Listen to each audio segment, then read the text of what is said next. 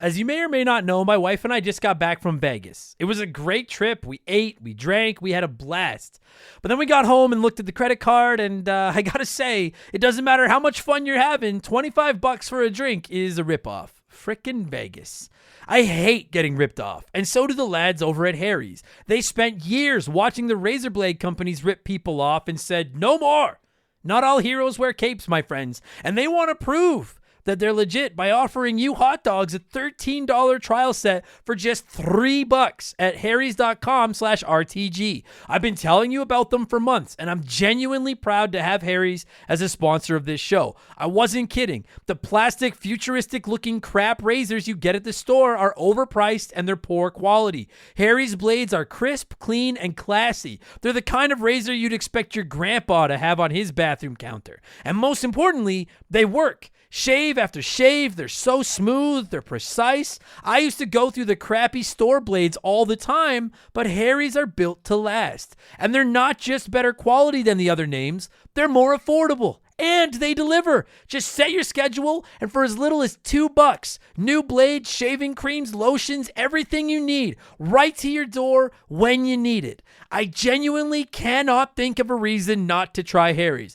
And I'm not just saying this because they're sponsors. They're the best shaving supplies I've ever used. Try them out, and if you're not happy, your shave's on them. And unlike the other subscriptions, they're really easy to cancel if you want to too, which is a nice bonus, but believe me, you're not going to want to cancel. Getting ripped off isn't funny. Switch to Harry's. Get started with a $13 trial set for just $3 at harrys.com/RTG. That's harrys.com/RTG for a $3 trial set.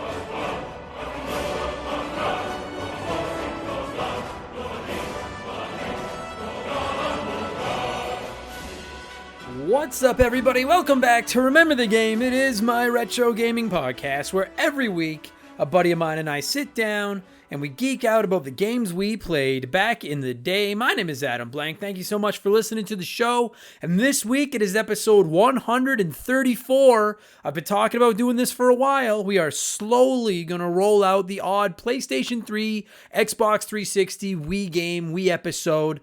And I figured a great place to start would be one of those games that everybody knows. Even if you haven't played it, you've heard of it.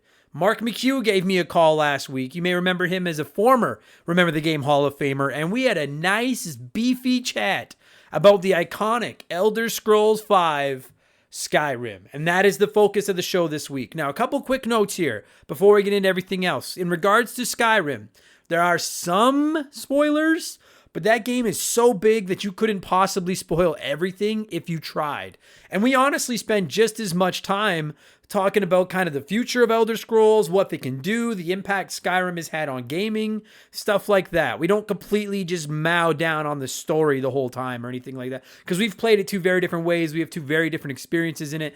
I was a little intimidated to talk Skyrim because I know how important this game is. I know how big this game is. But I was like, you know what? If we're going to shift into the Xbox 360, PS3 era, fuck that. We aren't starting with one of the loser games. We are going to go right into the deep end. Go big or go home. We're going to talk Skyrim. So this episode is a little bit different from some other Remember the Games, but you got to try new things, man. You can't just have Captain Crunch every morning, or you'll never experience Lucky Charms. And also, the roof of your mouth would be cut beyond repair, so we can't do that. And in regards of just covering PS3, Xbox 360 games on a retro gaming podcast just as a whole, I know this is a divisive situation and topic. We've run two separate polls at two different times asking people if they want games from that era on the show, and both polls were almost exactly 50-50 split. So I made the executive decision. Don't expect every week to be a game from this era. I just plan to roll the odd one out moving forward. And honestly, I've had several listeners point out to me that they're younger, and to them, the PlayStation 3, Xbox 360 was their NES or their SNES or their Sega Genesis, and I can understand that. You guys, Skyrim came out in 2012, so a kid could have played it when he was 8 years old, she was 9 years old, and now they're 20, 21 years old. So it makes sense, right? I hope that made some of you feel as old and tired as I do all the time. And speaking of old and tired, it's another dumb segue to lead into the Remember the Game infamous intro.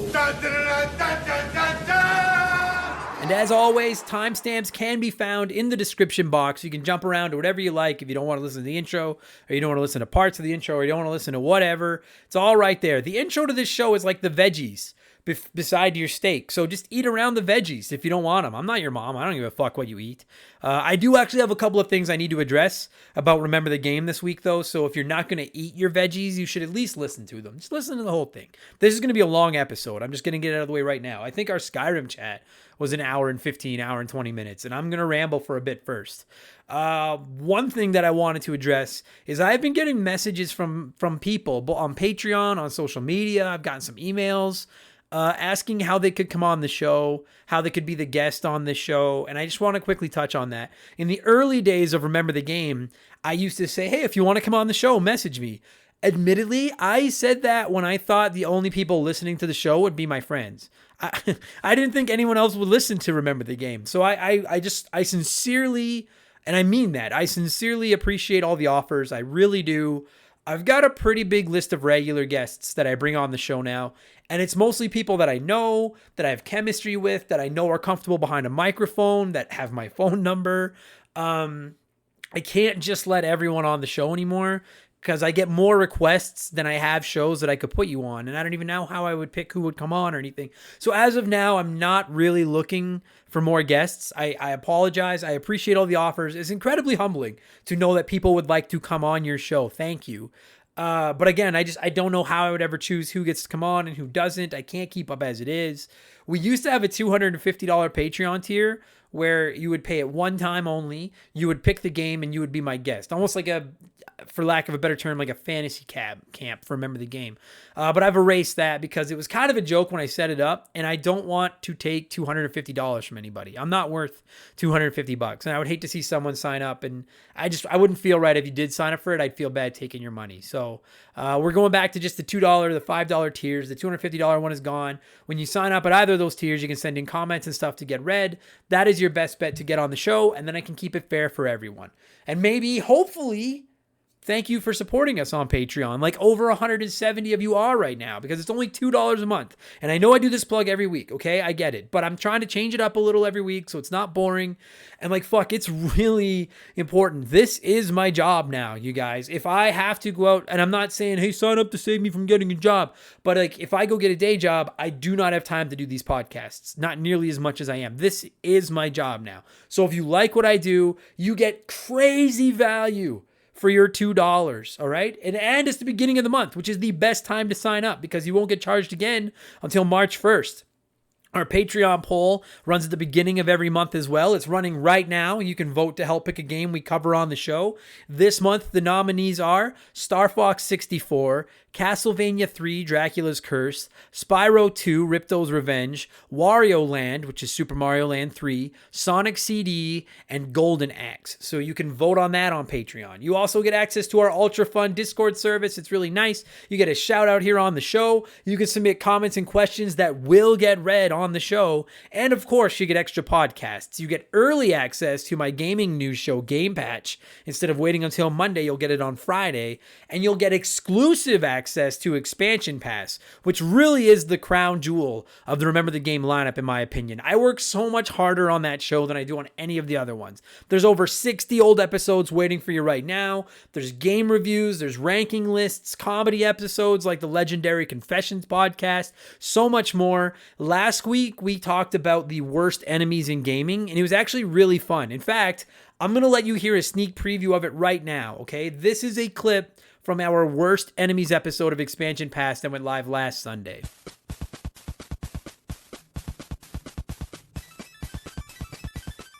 But fuck that yellow car. I hate all yellow cars in general now because of the one in RC Pro-Am. I totally get on board with that.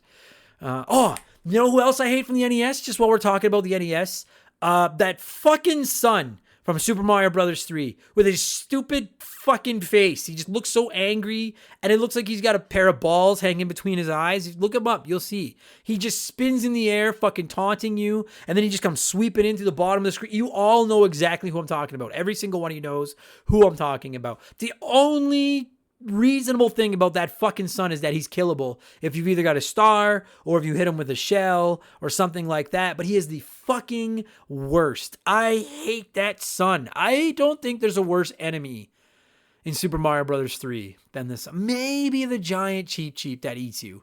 Maybe. There's a few levels where like the platforms are going up and down into the water, and that fucking giant fish is jumping out of the water trying to eat you. He's pretty cheap too.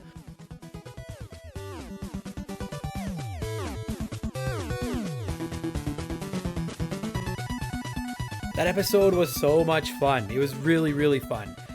This Sunday's expansion pass is going to be 100% dedicated to Cyber Shadow, which is the new Ninja Gaiden-inspired indie game that is available on all consoles now and Game Pass.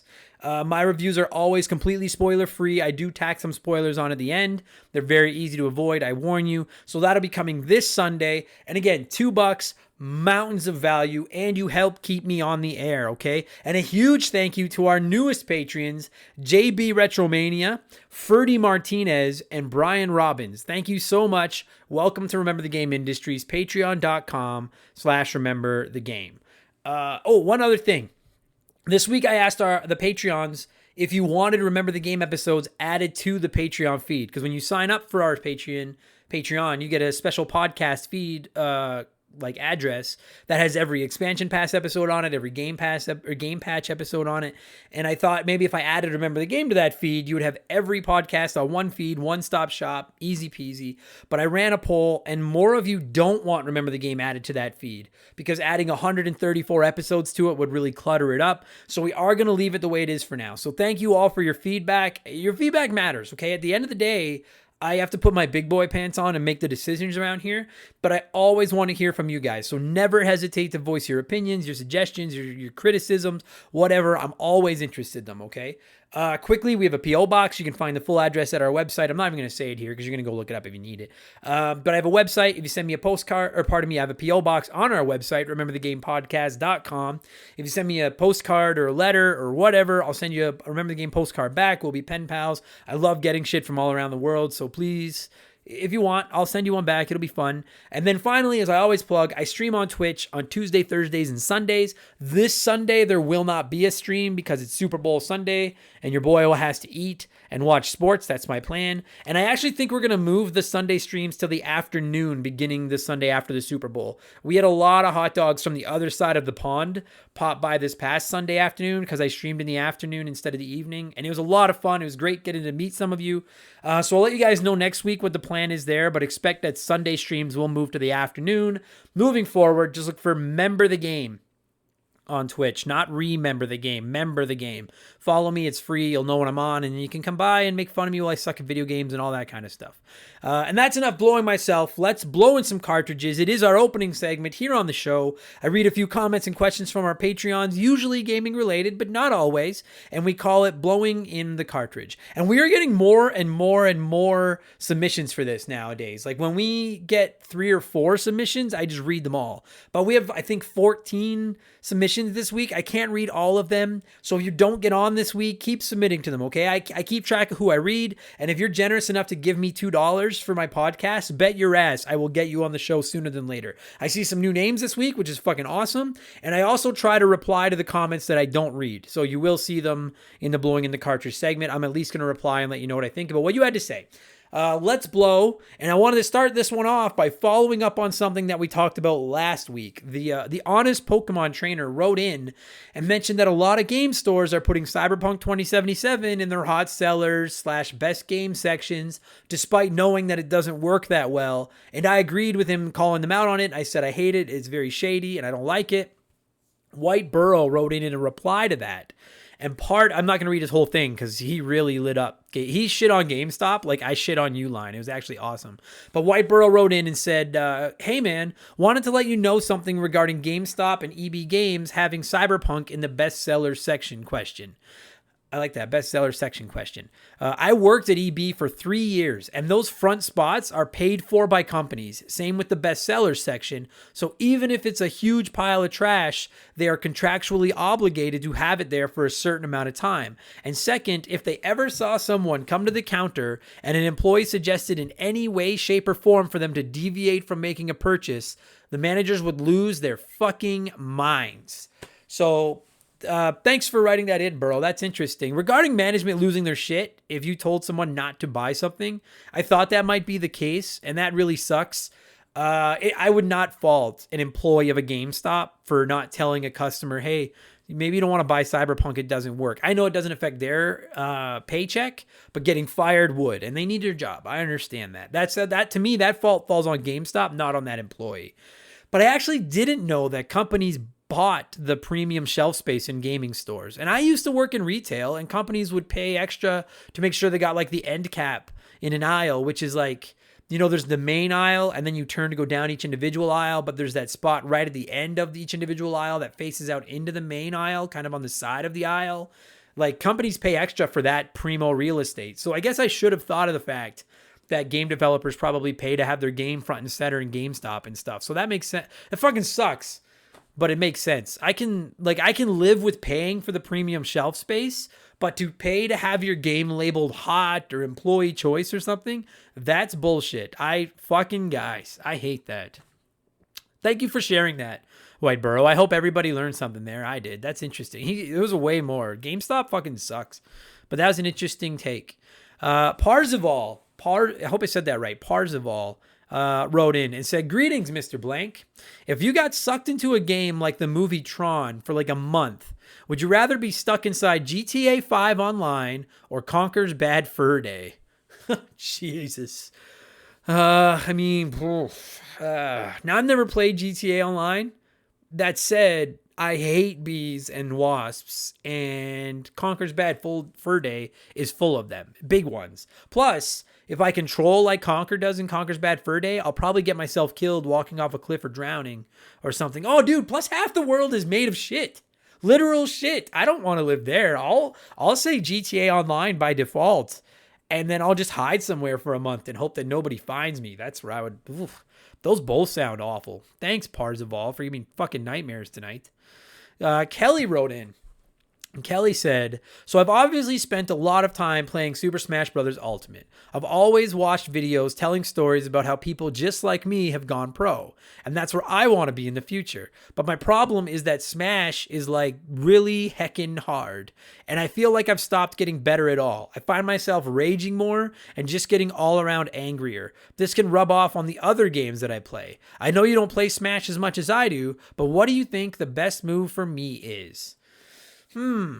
Well, I mean, for what it's worth, Kelly, like I've never even thought of attempting to try to go pro at a video game, but I also don't think I've ever been good enough at a video game to consider going pro. But what I would say is don't quit for sure. I mean, stand-up comedy is all I can relate this to, but like when you're when you're learning how to be a pro comic and you're cutting your teeth, it sucks. You bomb all the time. And if you're not familiar with stand-up comedy lingo, bombing is when you go up there and tell jokes and nobody laughs and you look like an asshole. And then you drive home and you feel like shit. It's awful. But you gotta stick with it. You gotta power through. You learn more from the bombing than from doing well, okay? I would suggest finding another game that's just your go-to as a distraction, something really chill. Maybe set a certain amount of time each day just for Smash Bros, like an hour or whatever you want to do. And if you're doing well, stick with it. If you're enjoying yourself, play for 2-3 hours if you want to. But if you're getting frustrated, finish your hour and then just turn it off and go play something more laid back. And Kelly, just remember, you learn more from losing than you do from winning. And I know that's just a boring sports cliche, but it's totally true. And again, all I can relate this to is stand-up, but like when you're a comedian and you're on stage doing well, you don't get any better. It's fun, but you don't get any better. You don't level up, right? When you bomb, That's when you learn. So the same as with Smash. When you get your ass kicked, that's when you get better. You got to play against people that are better than you. If all you were doing was feeding everyone their lunch every time you played, you'd never get any better. This is why RPGs give way more experience for winning a hard fight than for winning an easy one. So when you're losing, you're getting better. Look at it that way. Look at it to figure out why you lost. Be like, why? Okay, Ganon just fed me my lunch for 45 minutes. What is it about Ganon's attacks that I'm feeding into him that he can beat me with, right? And if you set a time like an hour, then you won't get too mad if you're losing, hopefully, because you're just in the gym. You're getting your reps in. You look at the clock, you're like, I got 20 more minutes of this, then I'll just walk away. That's what I would say. Find it something, dedicate some time. When you're done, turn it off and go do something fun. That's my suggestion. Good luck, Kelly. Good luck. Rex Sheldon wrote in and said, okay, so this has been on my mind a lot lately, and I figure this is the perfect place to bring it up.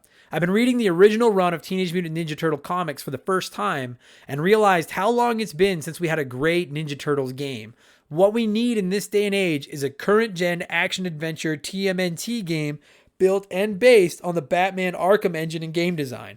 Imagine being able to switch turtles on the fly, or having control of one turtle while the AI controls the rest, and battles flow like an Arkham game, but with the added effect of teamwork between the turtles, grounded in the style of the original comic book, so it's a bit darker, and you've got a serious winner. As long as it's developed by a reliable company like Rocksteady, Sucker Punch, Insomniac, etc., I would love a solid TMNT game in this day and age. Somebody make it happen.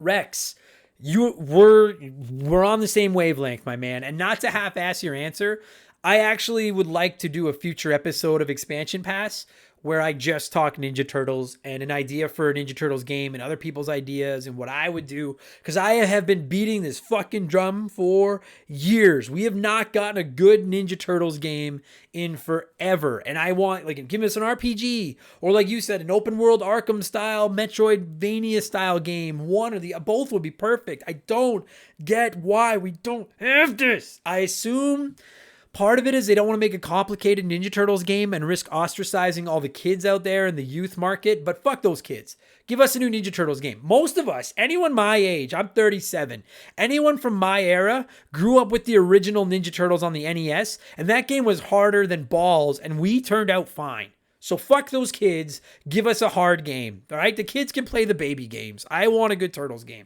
But I would like to do an episode all about that down the road, Rex. I agree with you 1,000,000%. Couple more here. Ryan Kinchin wrote in and said, I think it's a pipe dream at this point, but every Nintendo Direct, I cross my fingers for the announcement of achievement/trophy support. The PS3 didn't do this when it launched, but after seeing the popularity of achievements on Xbox, Sony soon followed. When do you see Nintendo joining, if at all, the Achievement Club, and do you think that it would possibly help sales? Ryan, man, I wish. God. I don't know if a Nintendo version of trophies would help their sales at all, but I would love it. I would love it. I mentioned it on Twitch the other day. Mario 3D World had like a sticker book or something, and you unlocked stickers as you achieved things, and that'd be the perfect Nintendo achievement program, like a stamp book or a sticker book or something, when you could display all the stamps that you've earned and people could see them. And imagine if they went back and added stamps and shit to all the NES and SNES games. Oh, no joke. I would pay an extra $20 a year for online just for those. I really seriously would. I'm not a trophy hunter. I'm not an achievement guy, but it would give me another reason. It would give us all another reason to replay those vintage Nintendo games that we've all played 3 million times in the past. I will never stop praying for this, my friend. I just don't have any faith in Nintendo. They still haven't figured out online, period. Much less achievements and trophies, for fuck's sakes. But you and I are on the same page, Ryan. I think most people would love it if Nintendo came up with some kind of fucking achievement. Come on, fucking Nintendo, something. Anyway, I agree. And finally, the final blower this week. It's letter time. And this week's letter comes in from our last blower, Crash Bandicoot. Fuck, I love that name. And Crash said, Hey, Adam. When watching the Game Awards, I saw the world premiere for Season by Scavenger Studio, and it looked awesome. I agree with you, Crash, it did. Crash continues. However, with allegations coming to light about their toxic management, it puts a little dirt on the shine. You've mentioned repeatedly to vote with your wallet, but I don't necessarily think it's fair to punish everyone who works hard there and isn't part of the toxic environment. Plus, season looks awesome. Do you think it's acceptable to hold your nose and enjoy a game knowing where it came from? Yeah, that's a tough question, Crash. First, season does look fucking rad. If you guys haven't looked it up, look it up. It looks really fucking cool. It's tough, Crash, because like more and more studios are getting called out on their shit, and the stories about toxic workplaces, conditions, managers, etc. is all coming to light, which is a good thing. Those fuckers deserve to be called out, and I wholeheartedly stand behind people that are willing to call out a shitty boss, a shitty work environment, whatever. But like, yeah, I mean, in a perfect world, I guess I would take a stand and say I'm not going to support this game, but I know that's not the case. It won't be the case. And I rarely talk about these types of stories on Game Patch, not because they're not important, but because A, tons of other gaming podcasts are going to report on this already, and B, I try to separate the art from the artist or the artist's boss or whatever. You know, like I'm a huge Tiger Woods fan. One of my favorite athletes of all time. I love Tiger Woods. By all accounts, he's a prick. And we all know what he's done, cheating on his wife and everything. He's kind of an asshole, right? But I don't support him because he's a role model. I support him because I like what he does. His art, for lack of a better term, the way he plays golf. And a studio would have to be doing something pretty awful for me to avoid their game based on what's going on behind the scenes. Like if they were, locking children in a basement and making them code a video game, then yeah, fuck them. But you're right.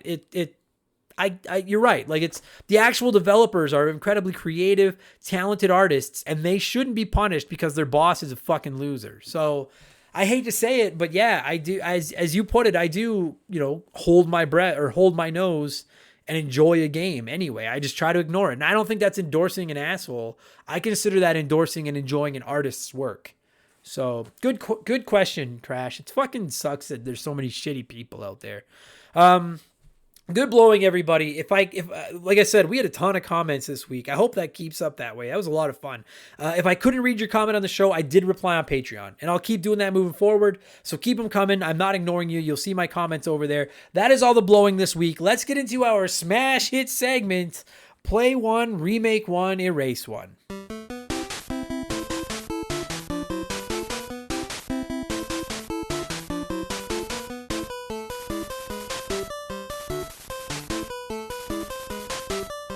And a huge thank you, as always, to Classic Concentration from the NES for unknowingly providing us with our theme music for the show. The rules are simple. Each week, I give our listeners 3 video games. They can play one as it was released, they can remake one as a modern game, and the third game is erased from time forever. And this week, I figured since we're talking Skyrim, we're into the PS3, Xbox 360 era, so I picked 3 of my favorite games from this entire generation. We're talking Batman Arkham City, Dead Space, and Fallout 3. I love all 3 of those games. And Morgan wrote in and said, I got a crazy idea. The next Play One, Remake One, Erase One should be voted in by the fans. The theme can be Stick It to Adam. We can choose 3 retro games that he loves so that he can feel the pain. And he put in the mwahaha. I love that, Morgan. Listen, I did pick 3 of my absolute favorites that have not already been remastered this week. But next week is episode 135, where we're visiting one of my all-time favorite games from the SNES lineup. I love it. One of the games we covered back in the first early days of the podcast. So if it'll make you all happy, I will throw 3 of my absolute favorite video games of all time up there, just so that I can struggle a little bit. All right? I will do that for you. I struggled this week.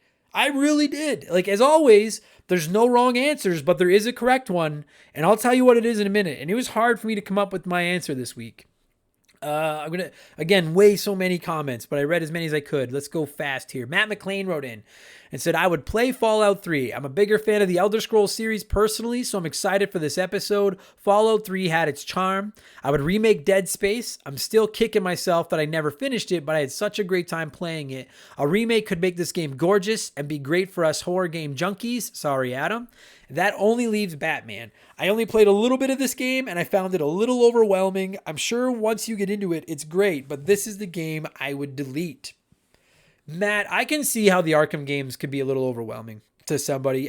When I went into Arkham Asylum with low expectations and then realized it's kind of like Metroid, but in 3D and with Batman, which fucking really, I love that game. But I could see how it would kind of maybe be like, holy fuck, there's a lot going on. I understand that.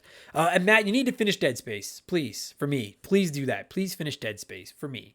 Brian Robbins wrote in and said, play Fallout 3 because it's near perfect, remake Dead Space, and get Batman out of here. You know what, Brian? Fallout 3 is almost perfect, which is a funny thing to say because it's so full of bugs and stuff, and we all know it's full of bugs and stuff, but it's still almost perfect somehow. Like, I have nothing but good shit to say about Fallout 3. That was my first Bethesda game, period. I fell in love with that game. To this day, I'm stressed out about what to do with that fucking bomb, and if you've played Fallout 3, you know what I'm talking about. Tommy Reynolds wrote in and said, Fallout 3 had such a terrific battle system, and even though I never finished it, I would play it again. I would remake Dead Space. The developers learned so much from making the sequels. A fresh coat of paint on current consoles would make reliving this game a must. And finally, I would erase Batman. This is a hard one because the Batman series is a lot of fun, but there were very good Batman games before this one and even better ones after it, so nobody would miss this. Tommy, that's a great point about Dead Space. They made Dead Space 2, they made Dead Space 3.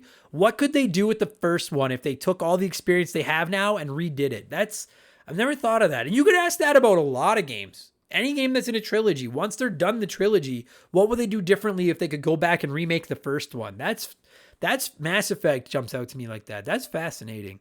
And I agree. Batman, in my opinion, has the best overall series of any of these games. So there's a lot of meat in the Batman pool here. That sounds awful, but you know what I'm saying. Now that seemed to be a common order. The play Fallout, remake Dead Space, erase Batman. But not everyone felt that way. Raging Demon wrote in and said, sometimes this game just makes me sad. He said, I would erase Dead Space, I would play Arkham City, I would remake Fallout 3, it rebooted the series, and it's a Bethesda game, so it's buggy and probably needs to be remade anyway. Now I see, I don't agree with your order, Demon, necessarily, but I 100% agree with the Fallout thing. Like I was just saying to Brian, I know that this contradicts itself, but like it's perfect, but it's buggy at the same time. It's so fun to play that you just ignore the bugs and enjoy it. But of these games, Fallout probably needs a tune-up the most, so I can get on board with that. Pie Messiah wrote in and said, play Arkham City as it is, whether it be the original or the recent remaster, both versions hold up. I couldn't justify using this as a spot for a next-gen remake. I would remake Fallout 3. It would look fantastic on Series X, as well as having the benefit of going straight to Game Pass. I enjoyed 3 way more than Fallout 4 story-wise and put a lot of time into that game. I would happily do it all over again with a fresh coat of paint. Sadly, I would have to erase Dead Space. It's just the way she goes. It's a great game and an amazing series, but I can't erase either of the previous two because I spent so much of that console generation with them. So see you later, Dead Space Cowboy. I get it, Messiah. I really agonized over which one of these to erase myself because I really like all of these games. Like I never even thought of the fact that a remade Fallout 3 would be on Game Pass day one. I never even... That's sexy. I like that a lot. I never even thought of that. Well done, Messiah. A novel console wrote in and said, Adam, you and I have somewhat of the same opinions regarding a lot of games, so I think I'm going to get this right. First of all, play Arkham City. It still looks and plays great, plus it's available to play pretty easily. Remake Fallout 3. It looks ugly, it's slow, and it could benefit from all the quality of life improvements that were added to Fallout 4. Added some of the fan favorite stuff from Fallout 1 and 2, like being able to target someone's crotch in vats, and you have the making of the best Fallout experience ever. Delete Dead Space. While I love the lore, atmosphere, and gameplay, I feel like Resident Evil 4 did it better, and it brought nothing new to the survival horror genre. Novel console, you're telling me you could target someone's crotch with vats in Fallout 1 and 2? I didn't know. I want those games on Game Pass so bad. I didn't know that. When the ink is dry on the Xbox Bethesda contract, we had better get Fallout 1 and 2 on Game Pass. I think we will. We had better. I want to shoot some crotch. All right? I didn't know that though that was a thing. I agree with you in the sense that Resident Evil 4 is a better game than Dead Space. There's just something about Dead Space. I think it's just the fact that it's the setting, the being in space, that just sinks its claws into me. I do like Resident Evil 4, though. Better. I would agree with that. A couple more here. Brian Ransom. For the first time, these are all games that I've played and loved, so damn you, Adam. Play Batman. I would put Fallout here, but erasing any of the Batman games would butcher the phenomenal story. Overall, a solid game, amazing combat mechanics, as well as stealth and puzzle solving. Also, you never mess with Batman, just like you never mess with Chuck Norris. I like that. Remake Dead Space. Loved this game and series. Solid gameplay, perfect amount of scares, and eerie enough to keep you on your toes. Polish up the graphics and make it a little harder, and you've got perfection. Erase Fallout. As much as I love and don't want to erase this game, I can get my fill of Bethesda with Skyrim. P.S. I would love to see a Switch port for all of these games. Brian, I agree with everything in my soul about putting these games on Switch, particularly Fallout 3. Fallout 3 on the Switch, running properly, would be better than sex. That would be fucking sublime. And I never even thought of having to answer to Batman if you erase his game. That's a little intimidating. That's a good call. It is like fucking erasing Chuck Norris. Okay. Stupid Monkey. Play Dead Space because Isaac is awesome. Remake Arkham City and make the Riddler trophies a little less controller throwy dumb. I like that. Erase Fallout because I have no attachment or cares for the franchise. Stupid Monkey. Now, I do hate the Riddler trophies as well, but I'm reading this just so that everyone can yell at you for hating Fallout, because if I said that, I would catch shit. So if you all want to talk to him, his email is stupidmonkey@... No, I'm just kidding. I do have his phone number. I would sell it for a price if you want to light him up. But I really only like Fallout 3. I've only ever played Fallout 3 and Fallout 4, so my opinion doesn't really matter. But I like both of them, but I really like Fallout 3. Fallout 4 was okay. We got a ton this week. I can't read everybody, but out of all the answers we got, I only see two that got it right, that have the same order as me. Josh Shenfield from Press Start to Join. Play Dead Space. It's one of the best horror games I've ever played. I just finished the medium, and its spooky atmosphere made me want to play Dead Space again. And the mix up to the zombie-like genre with shooting the heads makes them super dangerous, made it more interesting than most horror titles. I agree with you, Josh. Remake Fallout 3. It would benefit from the quality of life enhancements from Fallout 76, can use the graphical overhaul, and had an awesome cast of characters. Why not make New Vegas a place to travel in the remake, sort of like how Pokemon Gold had you visit Kanto from the original Pokemon games? And then erase Arkham City. It was essentially the Airplane 2 to Arkham Asylum, just gave you a bigger playground and a larger cast of bat villains. I'll still play Asylum over City even today. I don't disagree with you, Josh. And I wouldn't necessarily argue against liking Arkham Asylum more than City. I think both are awesome, but like there's something about the closed the closed setting of Arkham Asylum that I really like a little bit more compared to City at times. And then JB Retromania got the same answer. I would remake Fallout 3 because it'd be an excellent addition to the series, but also because Fallout 76 was an epic pile of shit. I would play Dead Space due to it being a new IP that took my soft spot for horror games, as Resident Evil screwed the pooch when it de-zombified. And I would delete Batman, although it's a good game. I've just kicked the Joker's ass in Gotham City too many times.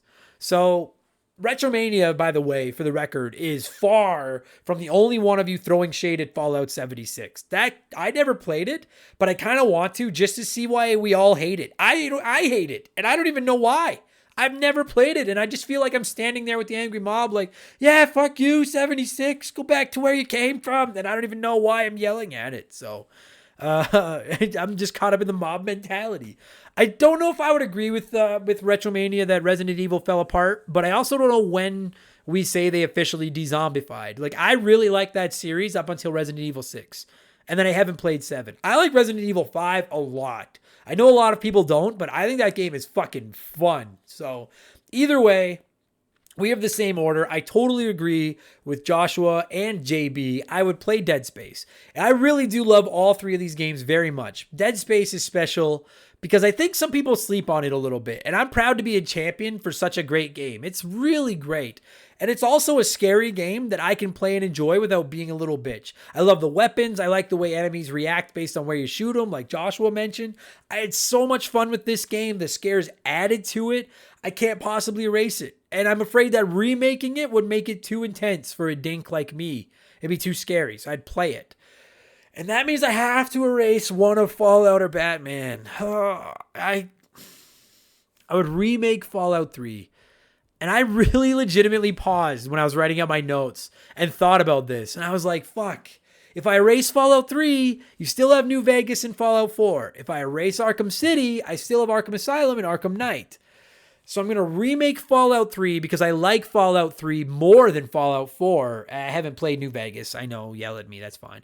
And frankly, Fallout 3 could use a remake more than Arkham City. I think Arkham City runs like a top. I think Fallout is a little sandy at times. So then I would very reluctantly erase Batman Arkham City.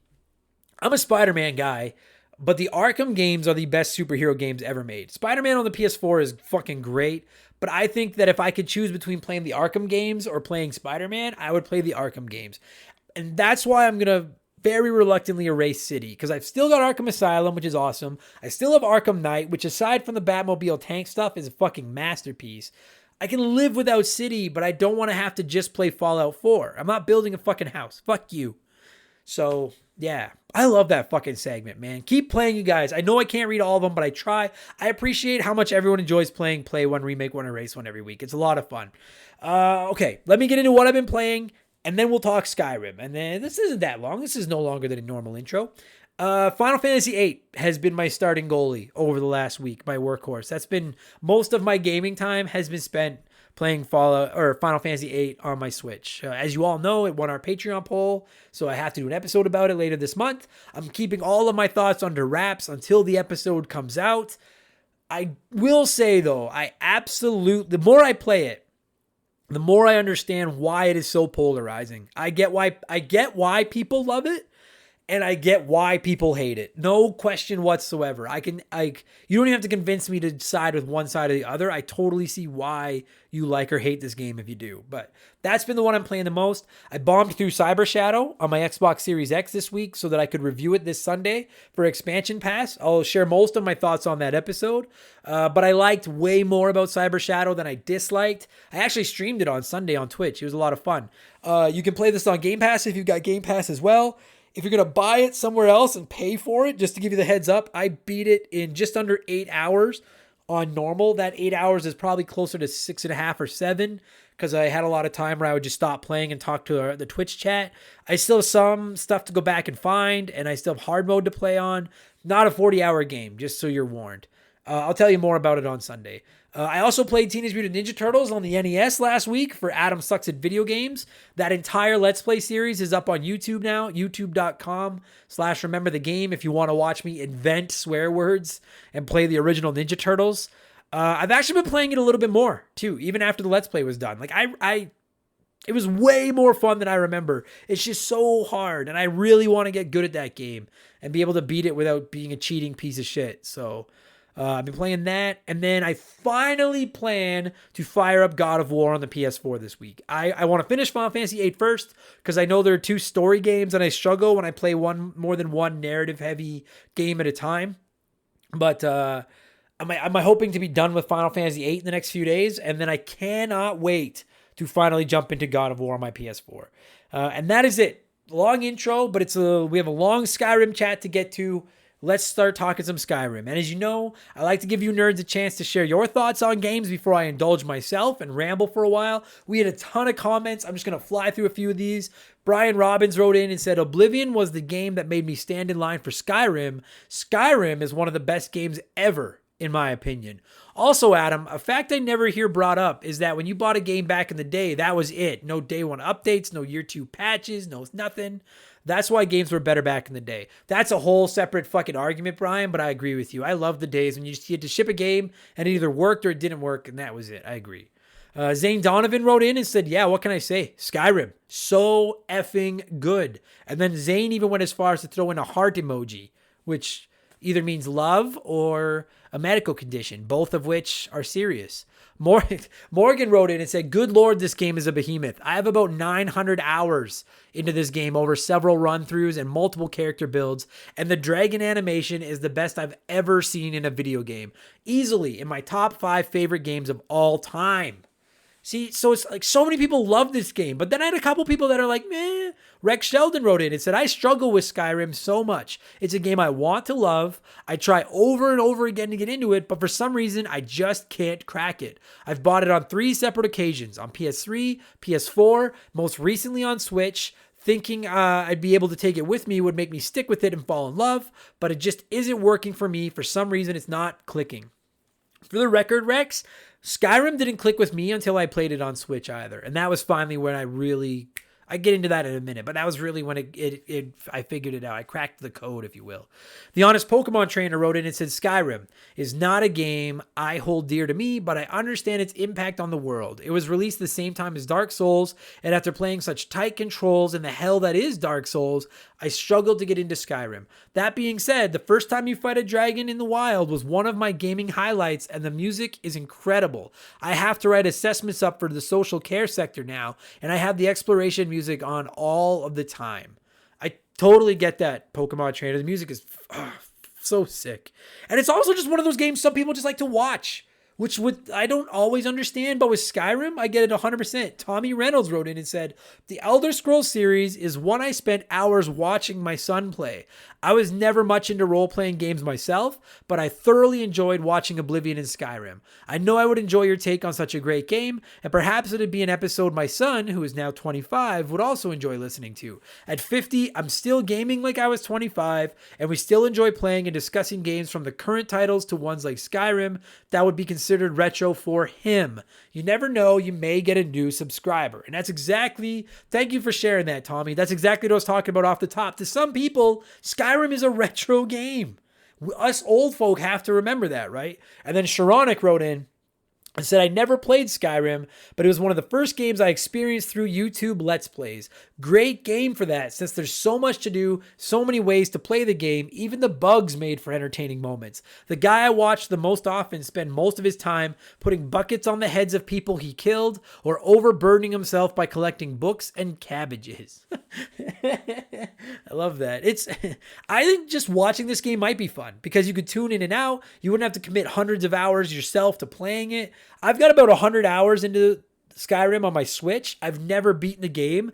Admittedly, I hardly know what's going on in the story. I just love exploring in this game. But that fucking nerd and former Remember the Game Hall of Famer, Mark McCue, is also a huge Skyrimmer. He has beat the game. We talked about that. We talked about the story. We spent over an hour talking about this game's legacy, what the future holds for Elder Scrolls, and so much more. And I'm going to let you hear that right now. We've done all long enough. I will cue up some tunes.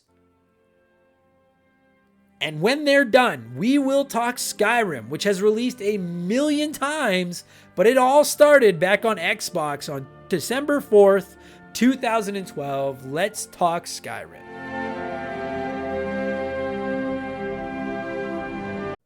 This show is sponsored by BetterHelp. Everyone that listens to this podcast knows about our illustrious CEO, my dog Molly. But the other silent partner behind the scenes is my wife. And let me tell you, my friends, a 17-year relationship with another person that has to talk to and live with you is a lot harder to maintain than one with a dog. We've had our ups and downs, and as you all know, a relationship isn't all sunshine and rainbows. They can be a lot of work. You get out what you put in when it comes to relationships, and talking to a therapist can be a fantastic way to put in some work. They can help you work through your issues, learn to communicate better, and even just provide you with an ear to bend when you need it.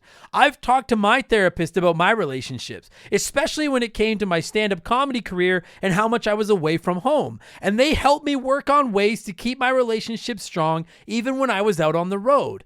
It turned out our relationship was actually better when I was out on the road, but that's a story for another day. And I know, right? Therapy. Who has the time these days? BetterHelp hears you, and they're making it easy. Fill out a quick form online, and they'll match you up with a therapist that suits your needs, and that'll work around your schedule. You pick the meet times, and you can get your therapy fix from anywhere, over video, phone, or just chat. Become your own soulmate, whether you're looking for one or not. Visit betterhelp.com/rememberthegame today to get 10% off your first month. That's BetterHelp, HELP.com/rememberthegame.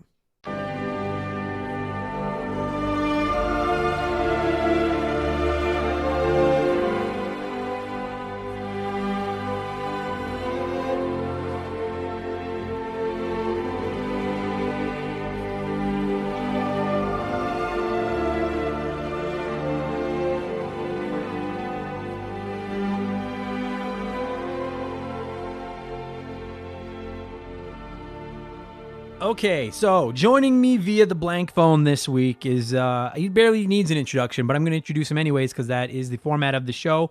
Longtime guest, longer time friend, fellow comedian, and former Remember the Game Hall of Famer, my good buddy, Mr. Bartholomew McCue. How's it going, pal?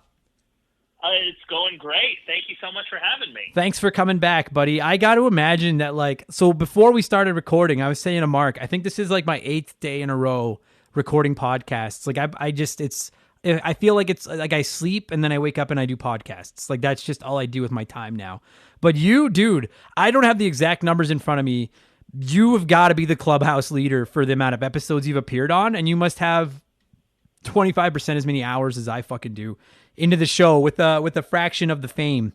Despite the fact that a lot of our listeners like you more than they like me.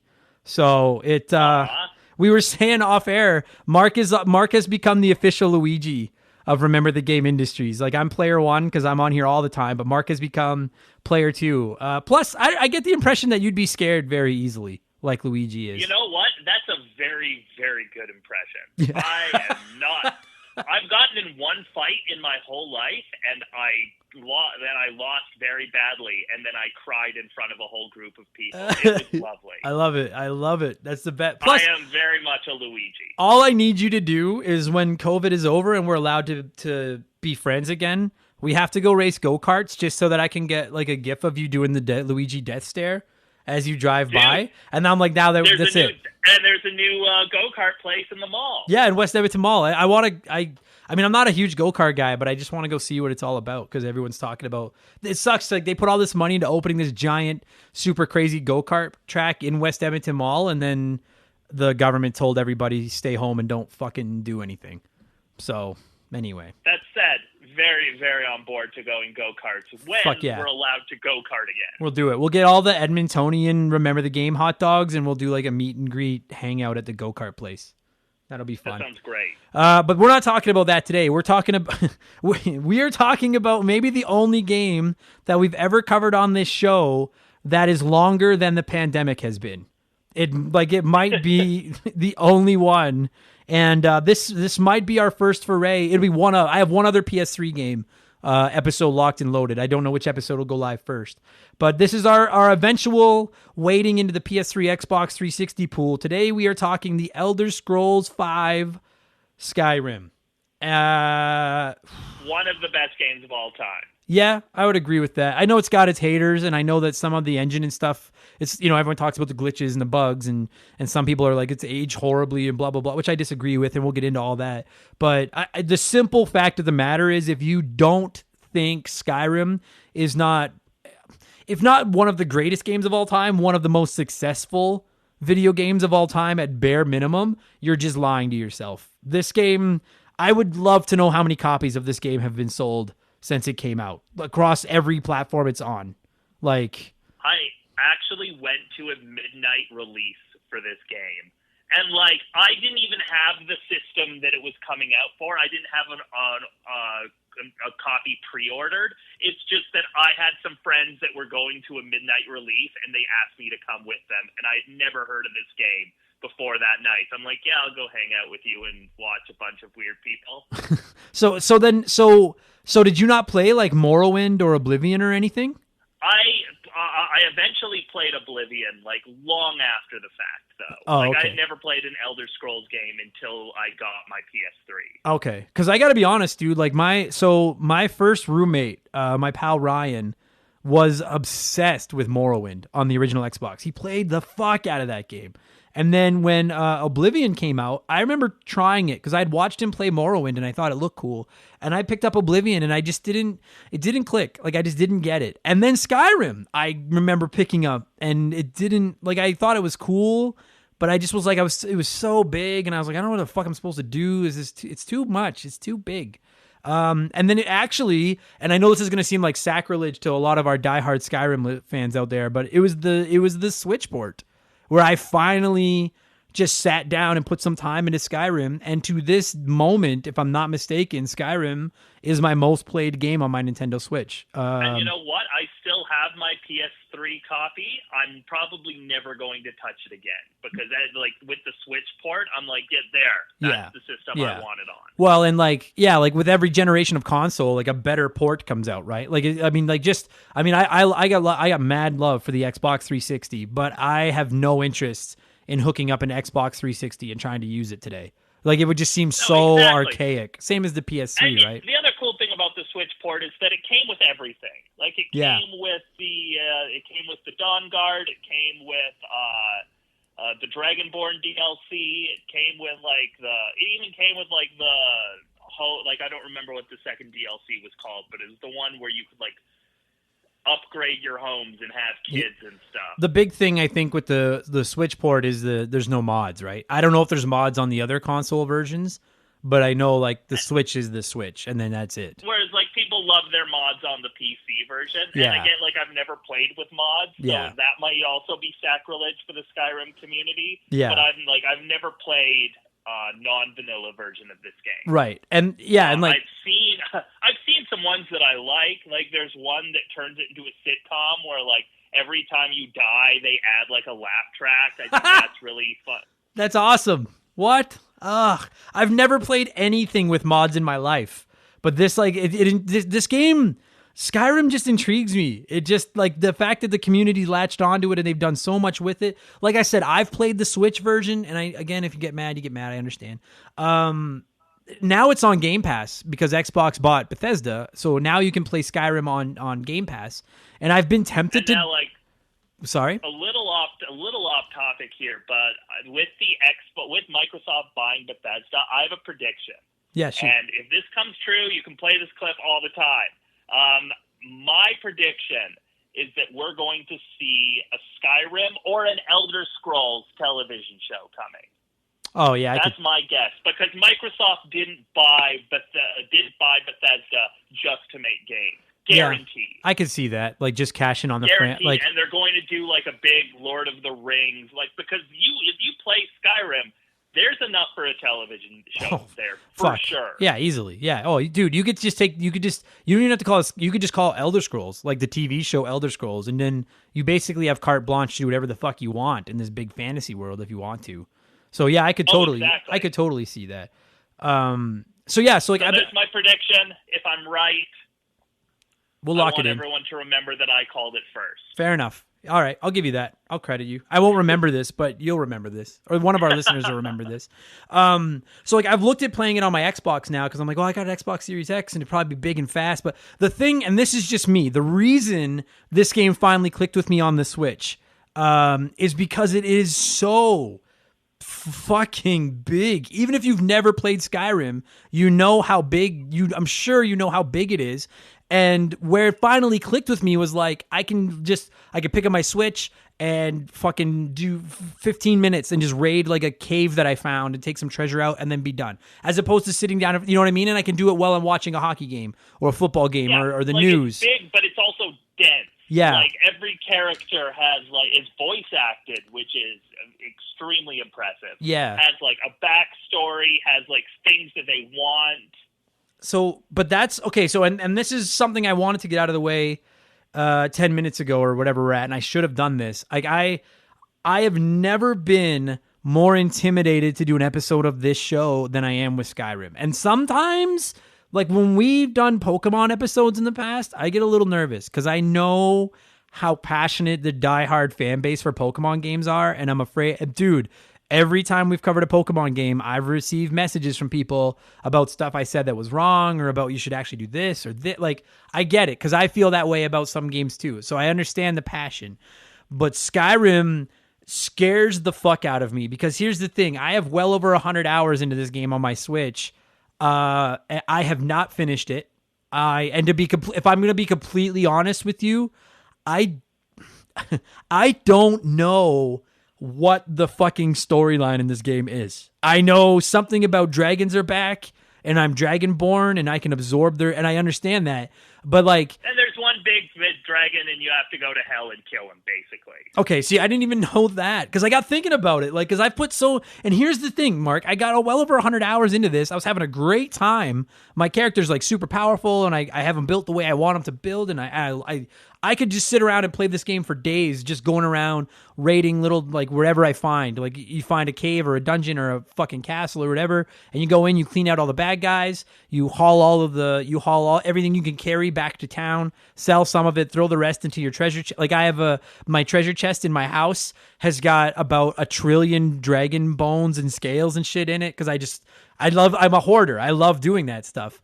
But like, I realized it. I was putting so many hours into it and having so much fun just exploring this world and fucking looking for treasures and stuff like that. And then I realized, like, if you told me right now, okay, Adam, go finish the game, I'd be like, I have no fucking idea what I'm actually supposed to be doing. But to me, you that's... don't really finish the game, because the side plots feel as significant as the main plot. Right.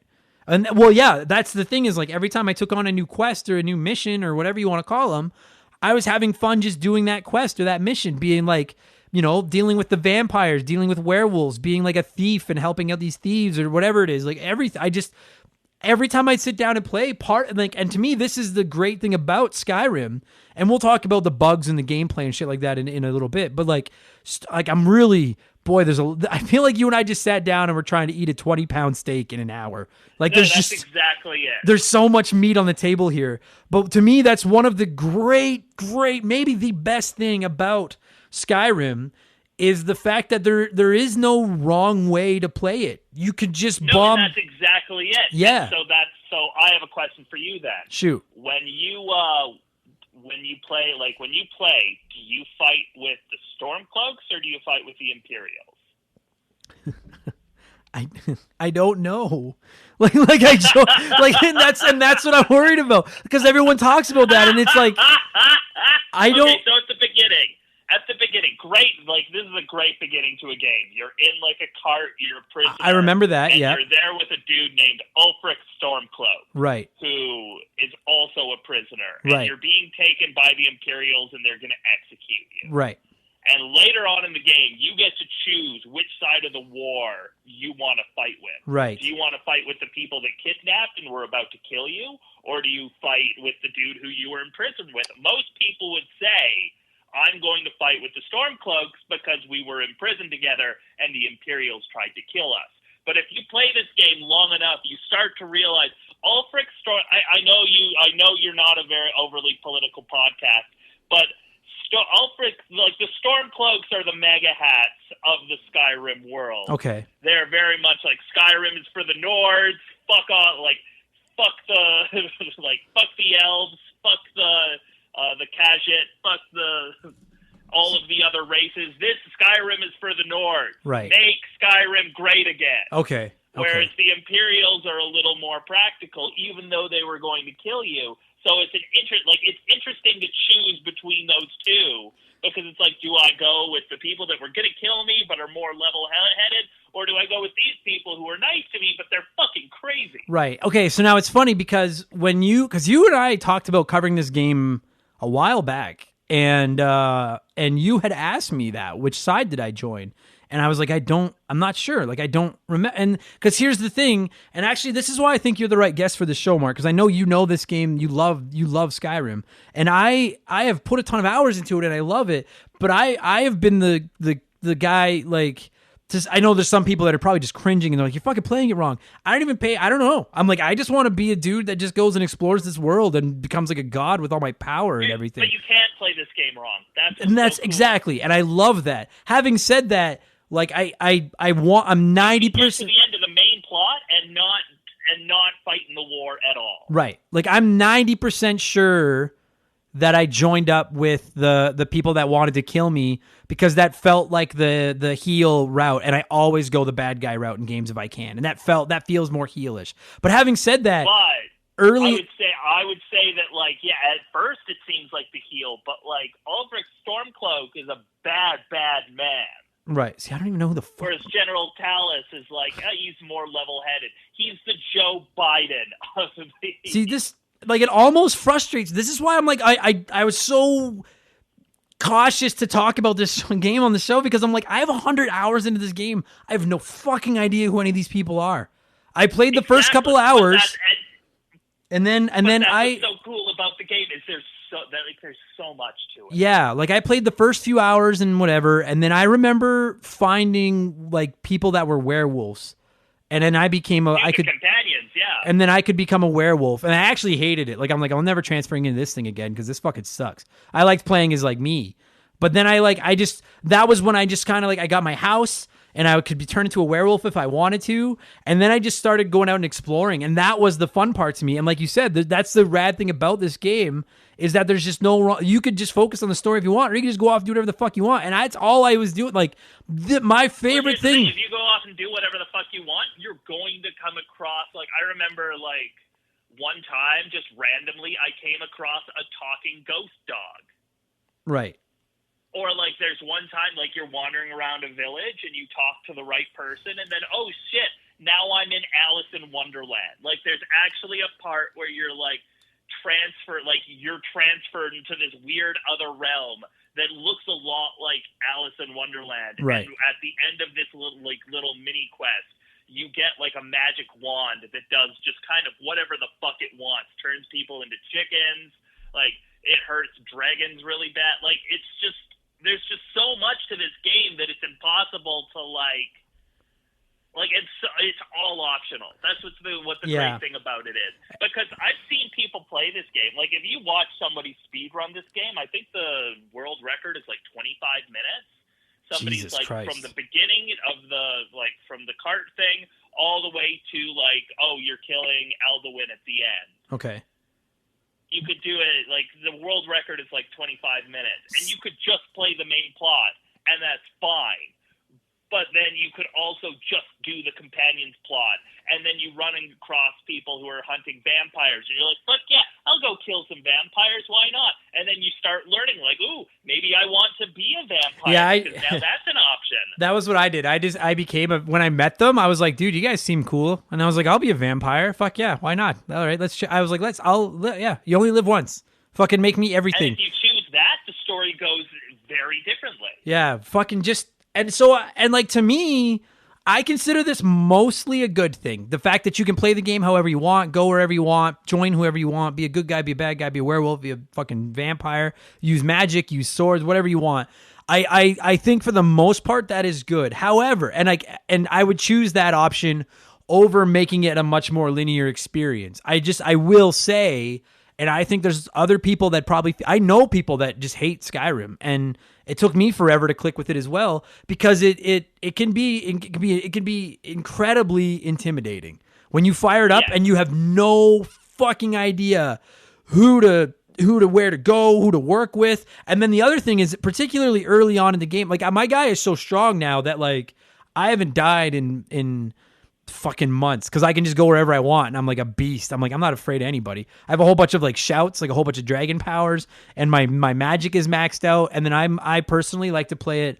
I have a sword in one hand and then magic on the other hand. Like that's my preferred way to play, and I go wherever I want. But early on in the game, that's a really cool way to do it. Like you can. That's the way I played it the first time, and you can do every quest that way. Right. Like you can master the mage college, you can do the companions, You can do everything if you choose to do magic and combat. Right. But the problem I found, and this is why it didn't click with me in the past, was like I remember playing it on the PS3 or Xbox 360 or whatever.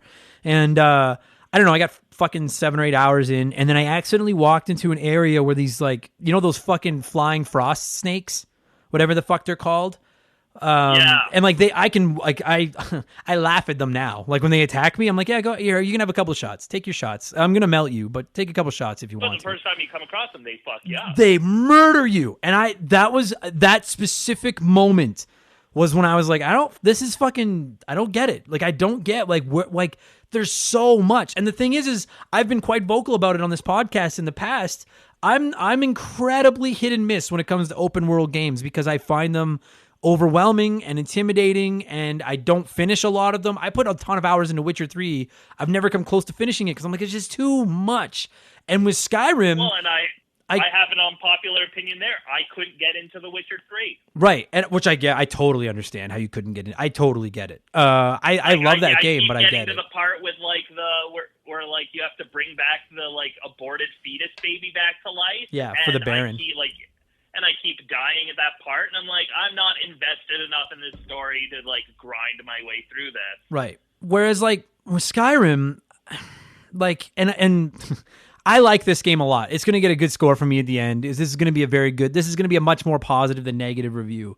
But I will say maybe it's on me, but I can kind of consider it a strike that I've put 100 hours into this game. And on one hand, I've had a great time.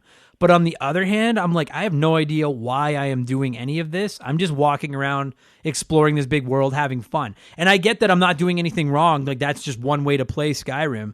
But this game is, like, I think it's so popular because it is so big and open and you can do whatever you want. It's just and I think there's a lot of gamers out there that prefer a linear experience, like myself, that fire up Skyrim and they're like, this is just too open for me. Do you know what I mean? Like, I find for me, I like both types of games. Right. Like I love linear games. Right. Like we were talking Last of Us before we were recording. Fantastic game, yeah. And it does exactly like what it's supposed to do. Right. For open world games, I prefer approaches like this because I liked Red Dead Redemption 2, but I found that like most open world games try to have a linear story, and it doesn't really work for me because It's like, okay, I go here, I go here, I go here. I'm having fun, I'm seeing the story, but like, what's the point of the open world then? Yeah, and that's and to me this is where we're going to shift into being positive about Skyrim right now because I am worried there are some people listening being like, Adam, shut the fuck up. We like it because it's open world, and that's the point I'm trying to make. Is I understand that maybe it wouldn't click with some people, and some people would be intimidated by it, but this was the first. Like, I didn't get into a Fallout game until after I played Skyrim. They didn't click with me, and then I played Skyrim, and then I was like, I can do whatever I want, and there are so many linear games, and I do think that the gaming landscape has shifted too far toward open world. Like, we talked about this on one of my other podcasts. I can't remember we've recorded so many in the last week. Self-based open world now, yeah. Everything is open world now, and frankly, like to all the game developers out there, and I'm sure tons of them listen to this. I know they don't, but like, not every game has to be open world. You can have a fucking they don't. I 100% agree. It's become a problem. But when Skyrim came out, I understand Morrowind existed in Oblivion and other games, but like the open world wasn't as normal as it is now. And Skyrim, I think, really it played a role in that because I have to imagine that once Skyrim dropped and just exploded and was making so much money and was selling so much that some other game developers were like, well, we have to make it open like that, so then people keep buying it and keep playing it. And whether you like Skyrim or not, you guys, people are still buying it and they are still playing it. There's a reason that this game keeps getting released again and again and again. It got dropped on Xbox Game Pass for the Xbox Series X. This game is 2 generations old and people lost their shit. They were like, fucking nice, because Skyrim is such an important title.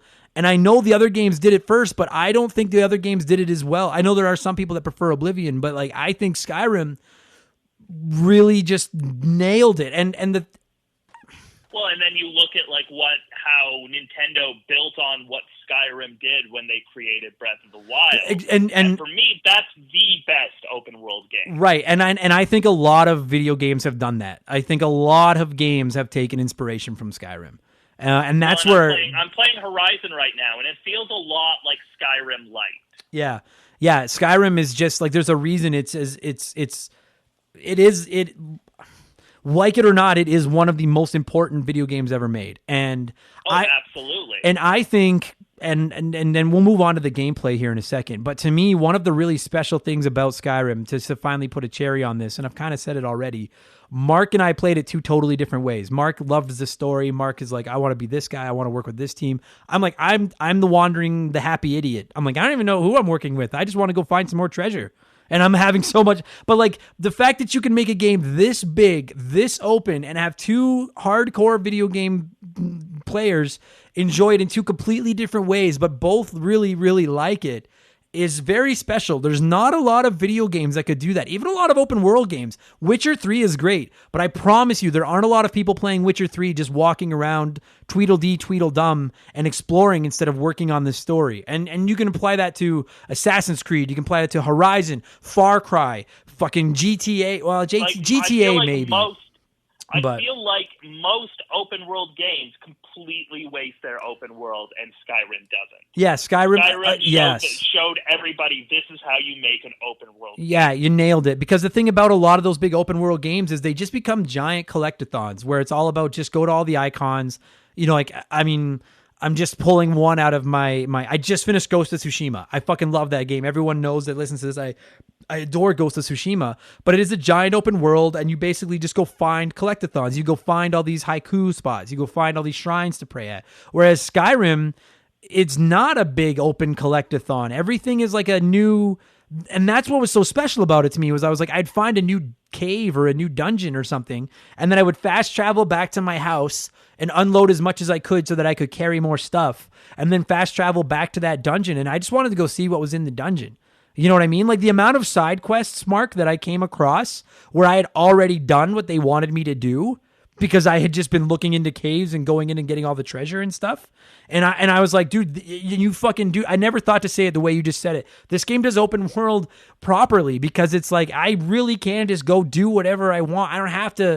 I don't dread every time I find a new thing on my map because it's not going to be another stupid backpack in Spider-Man that I have to go pick up. Not to shit on Spider-Man, but it's not going to be that. Game, but like, again, like the open world is like in Spider-Man, I pretty much played the story. I didn't do the side stuff. Right.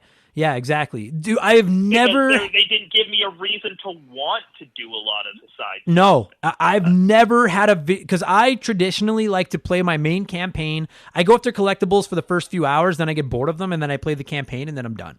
And Skyrim, now that I'm thinking about it, might be the only game I've ever played where not only did I not just bomb through the main storyline, I just kind of forgot about the main storyline. I was just having fun just hunting for treasure and playing the game. And and that's completely a 180 from the way I enjoy most video games. And I think that's really why I feel so like that's why I like this game so much because it made me play it in a way that I wouldn't normally play it, and I really enjoyed it. Well, and the interesting thing about Skyrim is there is a main storyline, but like when you're finished it, like the credits don't roll. Like there's no like big ta-da, it's over now. Right. You still have a list of like, okay, well here are the other quests you can go do. Right. Like that are just as like the main quest feels about as significant as all of the other quests.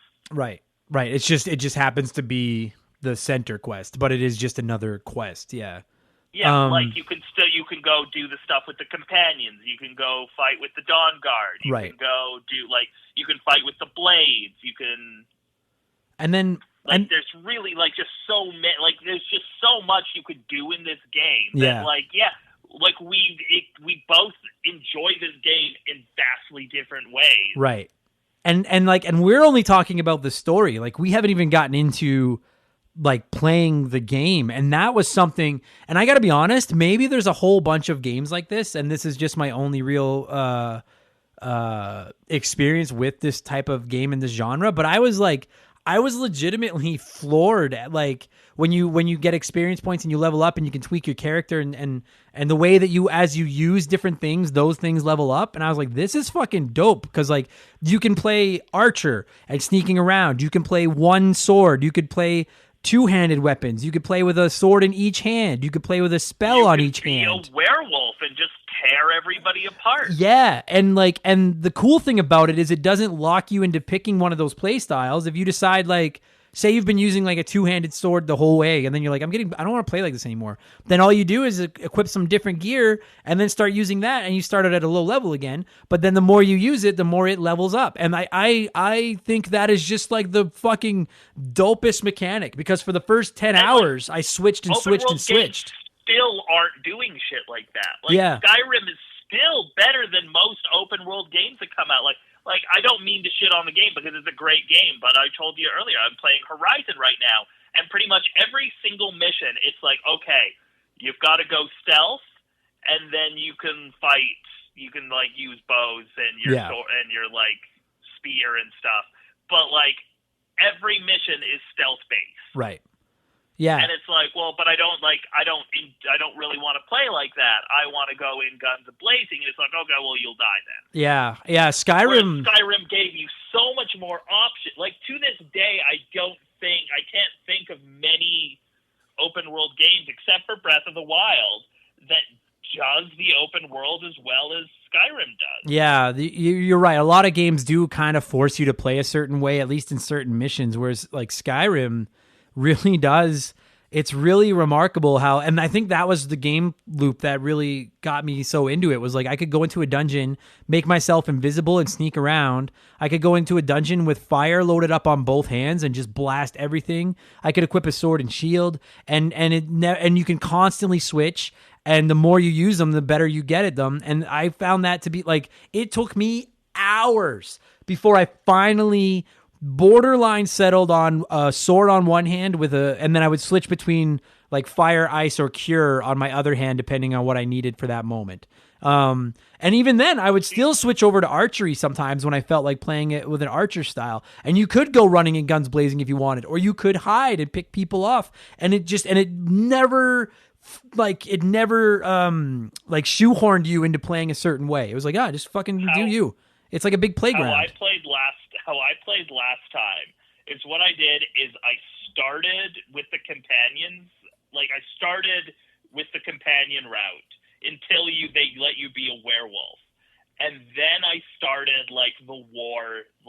Then I started the war. I actually joined with Ulfric last time because why the fuck not? I'll fight with the bad guys. So I fought with Ulfric, and then every single battle that I got in during the war, I would just turn into a werewolf and just rip, just go through the battlefield and just rip dudes apart. And there you go. So there's another thing. And again, and we talked about this earlier, but it's like, so you can pick whatever weapons you want. You can pick whatever spells you want. You can pick whatever gameplay you want. Plus, you could pick to be a werewolf. You could pick to be a vampire. You could pick all these. So the reason we started covering PS3 and Xbox 360 games on the show is because I've heard from listeners of Remember the Game that are, 18, 19, 20 years old now. And I'm like, dude, if you're 20, this game came out in 2011.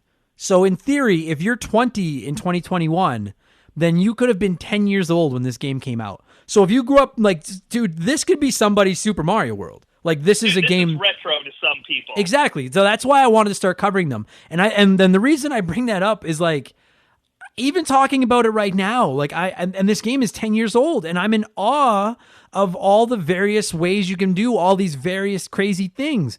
And it's like, I can't even imagine having this be my formative years of a gamer type. You know what I mean? I grew up Super Mario Brothers, where you had the only option you had was do you want to take a warp pipe?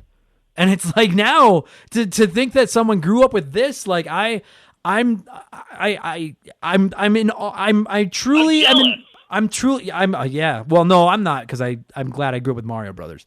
But I'm glad I grew up with Mario Brothers, but then we also grew up with like the fucking Tiger handhelds. Yeah, that's true. There were a lot of shitty video games from that time. I'm in awe of just how many different things you could do in this game. And it's funny because I know how many different things you can do, but it's just like to sit down and really talk about it. It's like, in theory, if you like Skyrim, and then we like, again, we brought up that we didn't even use mods and stuff. Throw mods in there.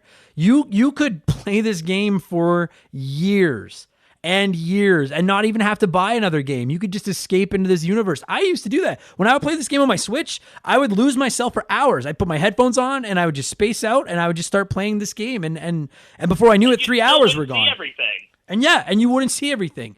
And then when you add in not only all the different choices, but again, all the different combat mechanics, and here's the other thing is it's not, and I know that Fallout does this too, but we're talking Skyrim. It's not even just the combat mechanics. There's stuff like alchemy and lockpicking and the way you play defense and it's really just fucking almost overwhelming how big this is. My girlfriend loved Breath of the Wild. She's not a big video game player, but she loved Breath of the Wild. She got completely obsessed with that game. And then I showed her Skyrim, and she started playing it, and she thought it was really cool. She never really got too far into it. She just, for whatever reason, which I get because I felt that way the first couple times I played it too.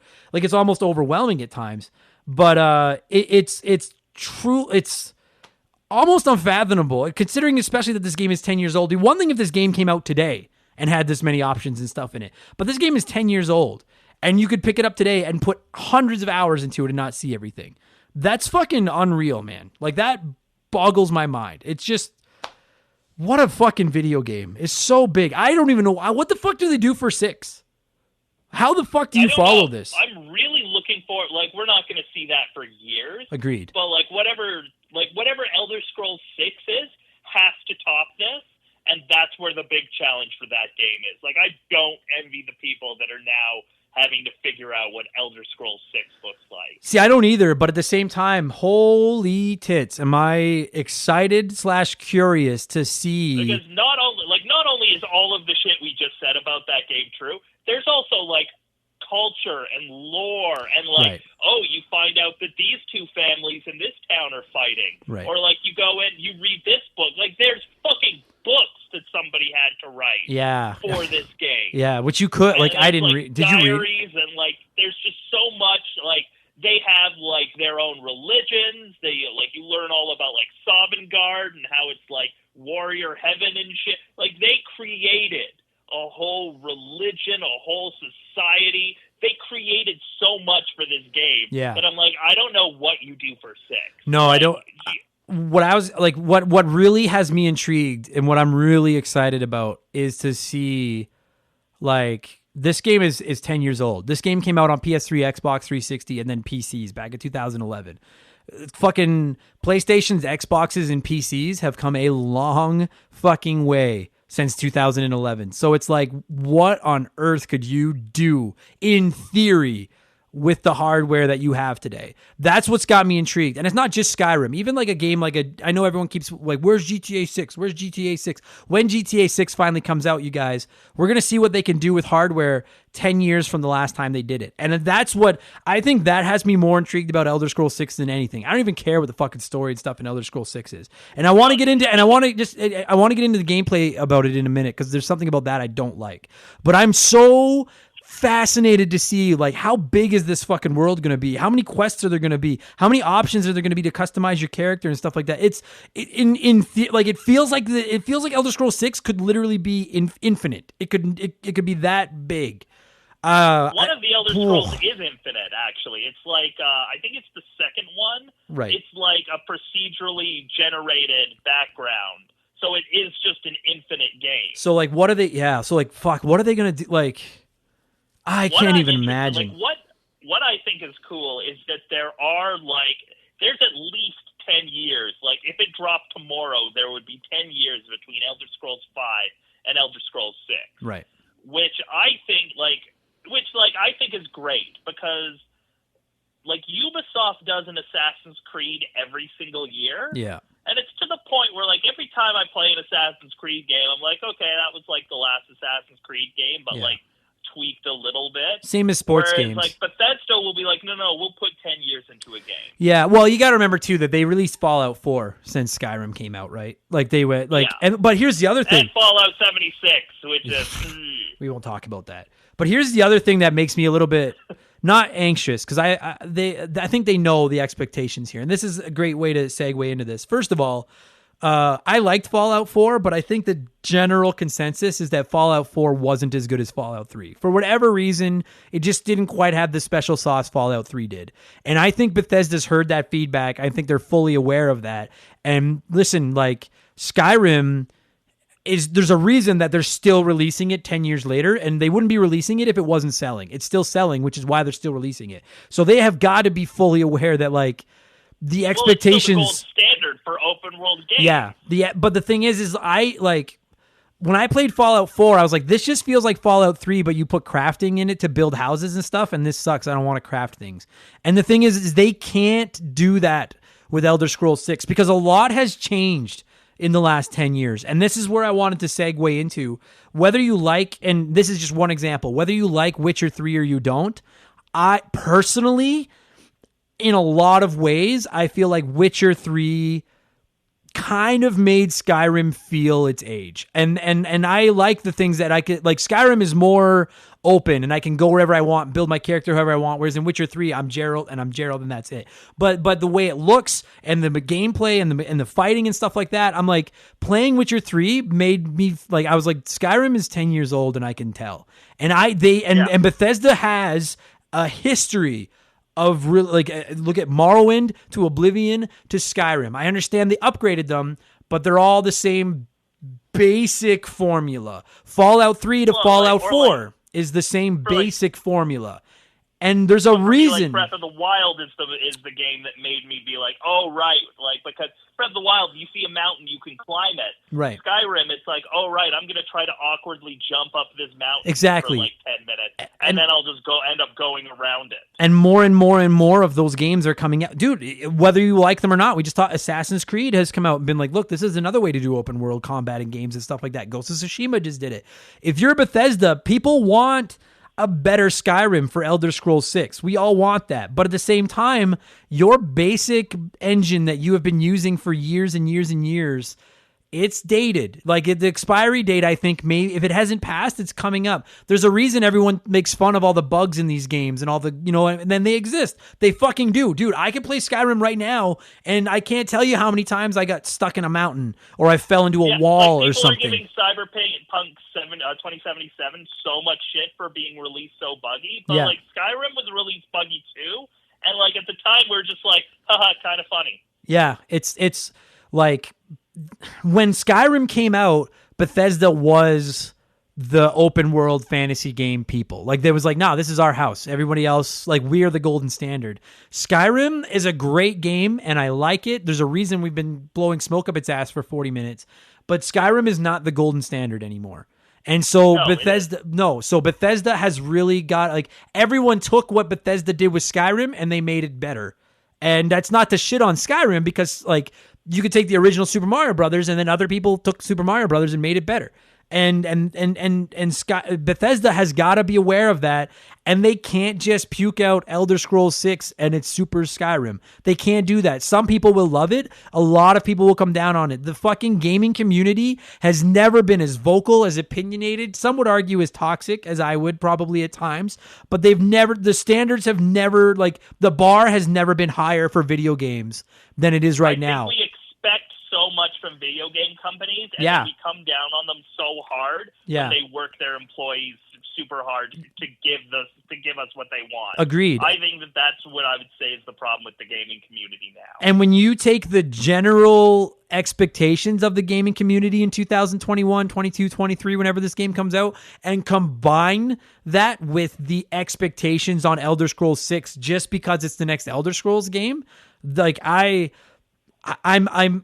part of me is jealous of the people working on this because I would love to be able to see what they're able to do with their vision and what they're able to do with technology today and stuff like that. But the other part of me is like, I wouldn't want to touch that with a fucking 10-foot pole because that is a ticking time bomb if you don't live up to everybody's expectations. And they'll never live up to everybody's expectations, but and I've talked about this on Game Patch. You mentioned Cyberpunk. Cyberpunk is going to change video games because you know what's every big developer, and Bethesda's one of them, is going to look at what's happening to CD Projekt Red right now because of Cyberpunk and be like, that's not going to be us. We are not going to take it up the ass like CD Projekt Red is taking it right now. Seeing it. Yeah. Tons of games are being pushed back now. Like that big open world Harry Potter game was pushed to 2022. Yeah. It's and like I and it's the right call. Like Bethesda, I don't care if we don't get this game till 2024. Take your time and get it right. Like you only get to release a game once. Bethesda, take it right. If you're listening, please take your time. Take care of yourselves as much as possible. Sure. Don't rush out Elder Scrolls 6. No, absolutely. But at the same time, every year that you wait and you let this game incubate and you cook it longer, the bar gets a little higher because 2 or 3 more games came out that did something else special. So it's like, boy, the expectations, Mark. I can't fathom it. Because the thing is it's not just be so hard. Because these games take like 5, 6, 7 years to make. Yeah. And like every year they'll be like, oh fuck, that's what we're doing. God damn it. Yeah. And the thing is it's not just the glitches. Like I think the glitches are the number one thing. Like when people like I think if you went to most gamers and put them on the spot and were like, what's the biggest problem with Skyrim? Or Fallout for that matter. Either game built in that engine, the first thing that would pop up would obviously probably be the bugs, the glitches, and stuff like that, which is an issue, 100%. But the other thing is like, this engine feels old. Like the way the characters move, the way the characters look. It's and I understand that Skyrim is a 10-year-old game and we haven't seen another one since. But like you from Morrowind to Oblivion to Skyrim, they basically just polished the rock a little more and then added more to it. And I would like, I don't know if I want this or not, but I kind of feel like they almost need to revamp this thing. They can't just really Elder Scrolls 6 cannot just be a spit shined Skyrim. It can't be because that I would engine. say that Skyrim was significantly revamped from like more, because I remember like Oblivion, like the pause screen was like an open scroll. No, but it was like that was a cool detail, but like you look at like Skyrim, it's like okay, no, just white font, black background. That's your pause screen. But that's your inventory screen. I mean more along the way of like how the characters move, how combat works. That kind of it feels very stiff.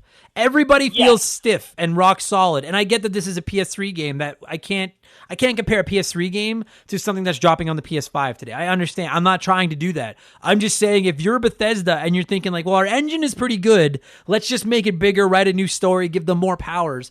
I don't think that's going to fly. I think games like Witcher, like Ghost of Tsushima, like Assassin's Creed have shown that like you can't just have a static, stiff like puppet anymore. It's got to feel and I think especially now that Microsoft owns Bethesda, no way are they just using the same engine again.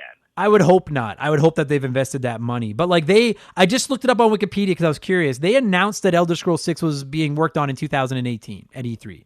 So it's 2021 now. So it's been 3 years this summer since they even announced it was working. And I would like to think that they have spent, and you got to remember that with the pandemic, everyone's working from home. That's tacking months and months and months onto game development across the board. I would like to think, I don't want them to have gone back to like square one and deleted, like, I know it's not that simple, but I want them to like just basically throw the old engine into the trash bin and start over, but you can't just release another game on that engine. Did you ever play the Telltale story games? They did like Walking Dead, Batman. There was a whole bunch of them. They were basically like interactive storybooks. I played one that was like, I want to say like fairy tale creatures were involved, but it was like a noir murder story. It was weird. I don't remember what it was, but yeah, I've played like some Telltale games. They were puking those games out left and right. And when they first started, everyone was like, this is awesome. And then they kept doing it. People were like, dude, this engine kind of sucks. Like you got like to start, it was okay, but they're like, you're not even trying to improve this. You're just making more on the same. And that's like, they just kept pumping out the same kind of game. Right. And Elder Scrolls 6 can't do that. You can't just paint over the Elder Scrolls 5 paint, which was painted over the Elder Scrolls 4 paint. Like, you know what I mean? Like, it's got to be different. And we're going to go back to talking Skyrim. I really didn't mean to go on that big a tirade about it. I want Elder Scrolls 6 to be awesome. And I love Skyrim. Skyrim might be my favorite open world game of all time, because it finally clicked with me where I was like, I don't have to just say fuck it, I don't want to explore the world, I just want to beat the game like I usually do. I had more fun just exploring the world, and that's what I want out of Elder Scrolls 6, is give me another big open fucking rad world that I can just go explore. It's just, you can't just be the same fucking big open world that I've already been exploring. You've got to do something different. Oh boy. Well, and they've got to do something different than what everybody else is doing right now. Yeah. Which is so hard. Yeah, it is. Everyone took your playbook and improved on it. So now you need to write a new, and I hope they do that. And you want to know the truth, Mark? If you, right now, as we're recording this, it's January 24th, 2021. And who knows if we're even like fucking, dude, this podcast might not even exist by the time Elder Scrolls 6 comes out. But I would just, if you asked me right now to bet money, I think I don't know why I feel this way. Maybe it's just me trying to be a glass half full person, or maybe it's just me hoping. I think they will. I think they'll nail it. I think that they're going to reinvent the wheel. And when they release Elder Scrolls 6, everyone's going to be like, this isn't another Elder Scrolls game. This is the new bar for open world games. And I in my heart, I just think they're going to do that. I think that Elder Scrolls 6 is going to be great and probably win all the game of the year, but I don't think it's going to reinvent the open world genre in the same way that Skyrim did. Eventually somebody will. And I know we always say like, no, but to me, to be able to improve on a genre is just like how we used to always say games will never look better than this, but they always find a way.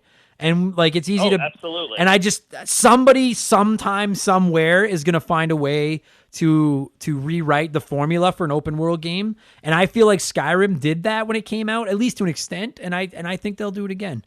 Because it's not just, let's get back to talking a little bit more Skyrim.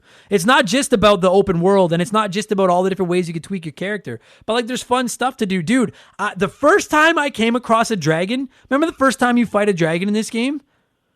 It's like, you're like, shit, I get to fight a dragon. I was like excited, but that was also like, because I was like, dude, at this point I had been pounded by ice snakes a dozen times. And I was like, well, if I can't beat an ice snake, fuck me. But then you do finally beat it. But like, and then I'm at a point now where I'm like, and I think most gamers that play Skyrim hit this point where you're so strong that like fighting a dragon is easy. You're just like, yeah, whatever. I'm just going to kill this fucking dragon.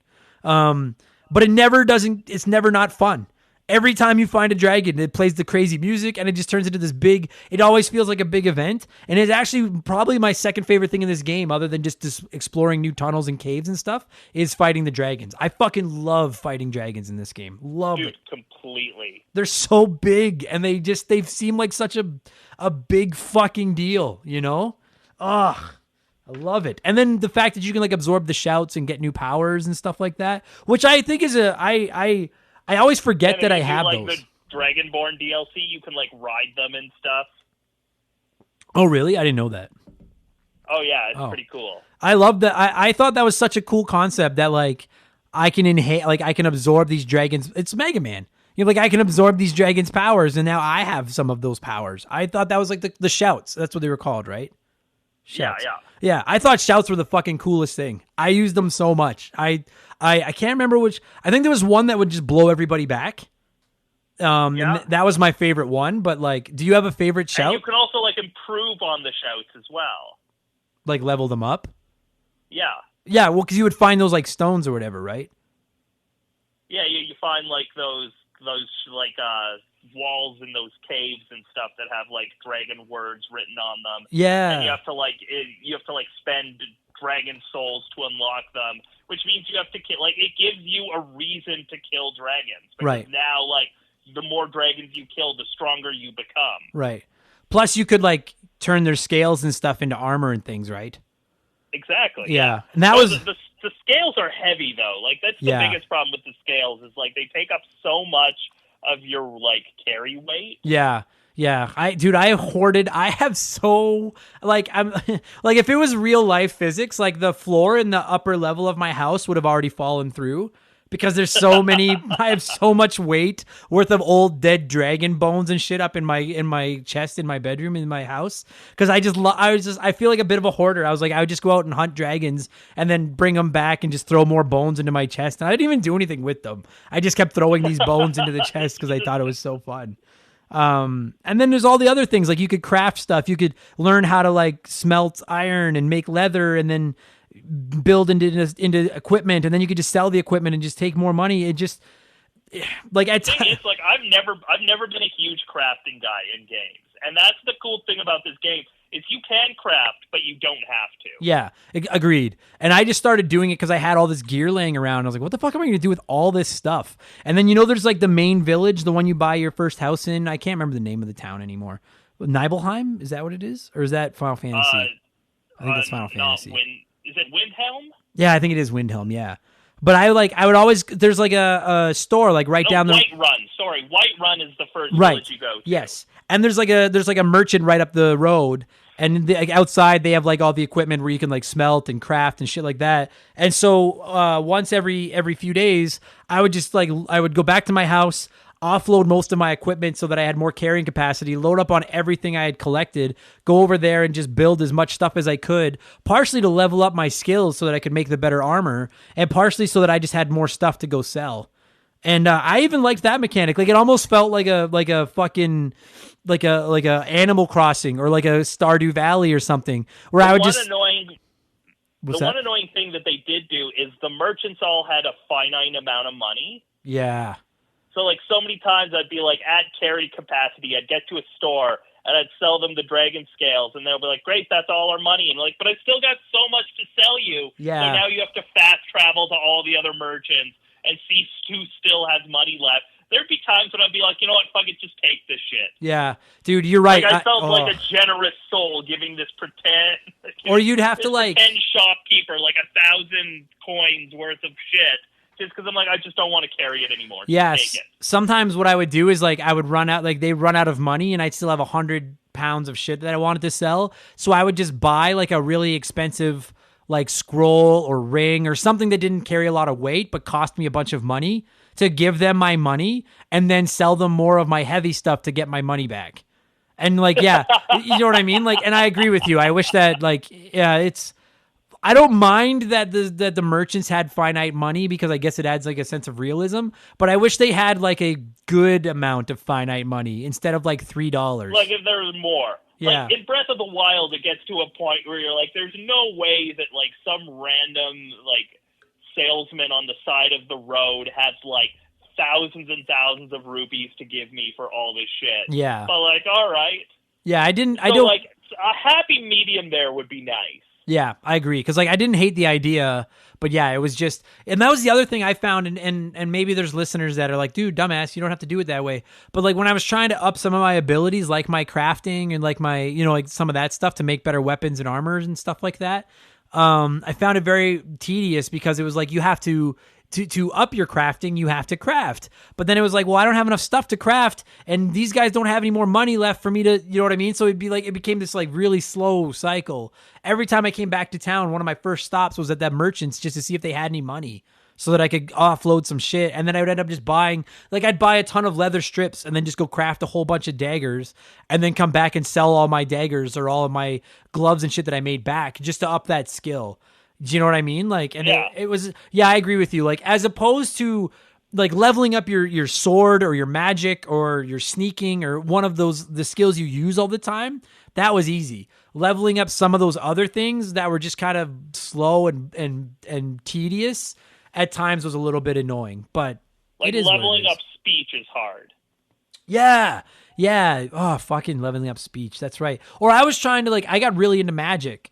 So then I was trying to get like, isn't there stuff like, there's like alchemy and things like that. And it was just slow. Like I never was going to use it. Like, oh dude, cause you have so many potions. That's something else we could talk about is like you, and I was teaching this to Shaylee when Shaylee was starting to play Skyrim, cause you could pick up everything, and Fallout's the same way. I was like, I understand the urge to pick up everything don't pick up everything because you quickly realize. That's the point where it's like, I just took this old shirt out of this random closet in this dungeon that like I could sell for 1 coin that weighs like 1 pound. Yeah. And it's like, I didn't need that. It hits a point where you have to kind of like when I would pick stuff up, and not just, the tedious stuff like dirty shirts and plates and cups and shit like that, but like real stuff like swords and all, like, because for the longest time when I was playing this game, I hit a point where like the armor I had on and the weapons I had were like, I wasn't finding anything better. Do you know what I mean? Like, I was like, I'm not going to need any more armor. This stuff is fucking, like, I'm a pimp right now. I'm a beast. Yeah, like, there are, like, really cool quests you can do where you get, like, amazing weapons and armor out of it. Yeah. And that nothing beat. Like, that cool, like, light sword thing. Yeah. Or, like, if you've ever done, like, there's, like, one really fucked up quest where you get, like, this evil as shit mace out of it. That's really cool. That's really strong. But that hits a point where you really don't have to worry about upping your gear anymore. So then everything else that I'm finding, like all these swords, all this armor, all this other shit, I'm like, well, it gets a point where you weigh it like it's going to weigh 6 pounds. I can carry 300 pounds. And I don't know how you played. Actually, I'm going to ask you that in a minute. I want to know what kind of build you would run. I would always rock light armor just because I wanted more. I didn't want it to weigh me down with heavy stuff. So I would always wear the lightest armor I could. So I had more carrying capacity to carry shit. But then when I would find stuff, I'd be like, okay, so this weighs 7 pounds of the like 90 pounds of carrying weight I have left, and I could sell it for 200. I'm like, is it weight worth the money? And it becomes like the inventory management in this game is both awesome and at the same time a little bit of a pain in the ass. Like, it's kind of walks the line, if that makes sense. Yeah. For me, like I've played this game a few different ways. The first time I did it, it was like half magic, half physical, because I was like just exploring the world. The next time I played it, it was all magic. Okay. And for that, I got lighter. I got lighter armor, like the robes and stuff. Because you now had 3 things that you had to level up consistently. Whereas when I do one of the last times I played, I did a combat only run. So no magic. I used no magic, so I didn't level up my magic at all. So I could have the heavy armor because I was leveling up my strength more often. Right. And that's one thing I found is like we were talking about how like, well, I'm getting bored of playing it with like melee weapons. I'm going to switch to being an archer. I'm going to switch to using magic or whatever. Unless you want to put, and if you want to, that's cool. But unless you want to put all that time into leveling up every single skill like I did, and this was where the game really clicked with me and I was really having a good time exploring, was like eventually you kind of decide on what your primary load up is going to be. Like when I finally hit a point where I was like, I don't care about using shields anymore because I want my second hand to always be a magic spell. Then I just stopped worrying about shields. I stopped carrying shields, because if you try to level up everything and you try to focus on every ability, like it's going to take you fucking forever. You could do it, but I hit a point where I was like, I just want to be really powerful. So I just focused on magic, melee weapons, and light armor. And those are like my 3 things.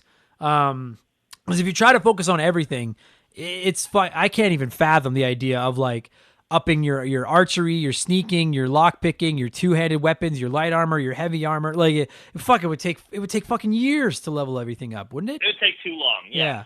So you do eventually kind of pick a loadout. But that's the cool thing is like if you wanted to start over, you don't have to reset your file. You just load up a different set of weapons and then kind of just go back to the easy parts to get them to level up a little bit faster. That's all. Man, and the potions. I picked up every potion I could find forever. And then finally I realized that like I'm only using the same like 3 potions. Like refill health, refill magic, refill stamina. And those were like the only potions. It's like the other ones that are just like, ooh, you can resist fire for 30 seconds or whatever. Right. It's like, all right. Yeah. And some of them seemed awesome. And I was like, oh man, I'm bringing that with me. But then when you get into the heat of the moment and you're in a fight with someone that's using fire, you forget that you've got that potion sitting there that would. So then I just finally I would just stop picking them up unless they were one I really. And I'm so glad I'm not the only one that would forget about their potions. Yeah. And I felt like such a noob every time I'm like, oh, fuck, I had that thing. Yeah. Yeah, but then finally, like I hit a point. Yeah, I would carry healing, magic, and stamina refill potions, and then I would usually carry a couple potions that would let me up my carrying weight for a little while, in case I found something good. But like, dude, it's wild because you'd just I don't know. I'm pulling a round number out, but say you had like a 300-pound weight capacity. And I would always be full. Like I would go home, I would get rid of all the armor, all the swords, all the crap that I found, and it would always be full. And I'm like, why? And then finally I went and looked at my potions, and there must have been 90 pounds of fucking potions in there that I was like, I don't even want any of these. Like I would just like use them up to get rid of them. And be like, all right, cool. I'm not going to be around any poison. Yeah. And a lot of the potions are like, okay, you can put this potion on your sword and now you have a poison sword. And it's like, okay, that sounds cool, but you never remember to use them. Exactly. You never use them. And that's the thing is like you hit a point where you're so like, I think some people would argue that the game, maybe you break the game if you go into it and you're so powerful that you're just steamrolling through enemies.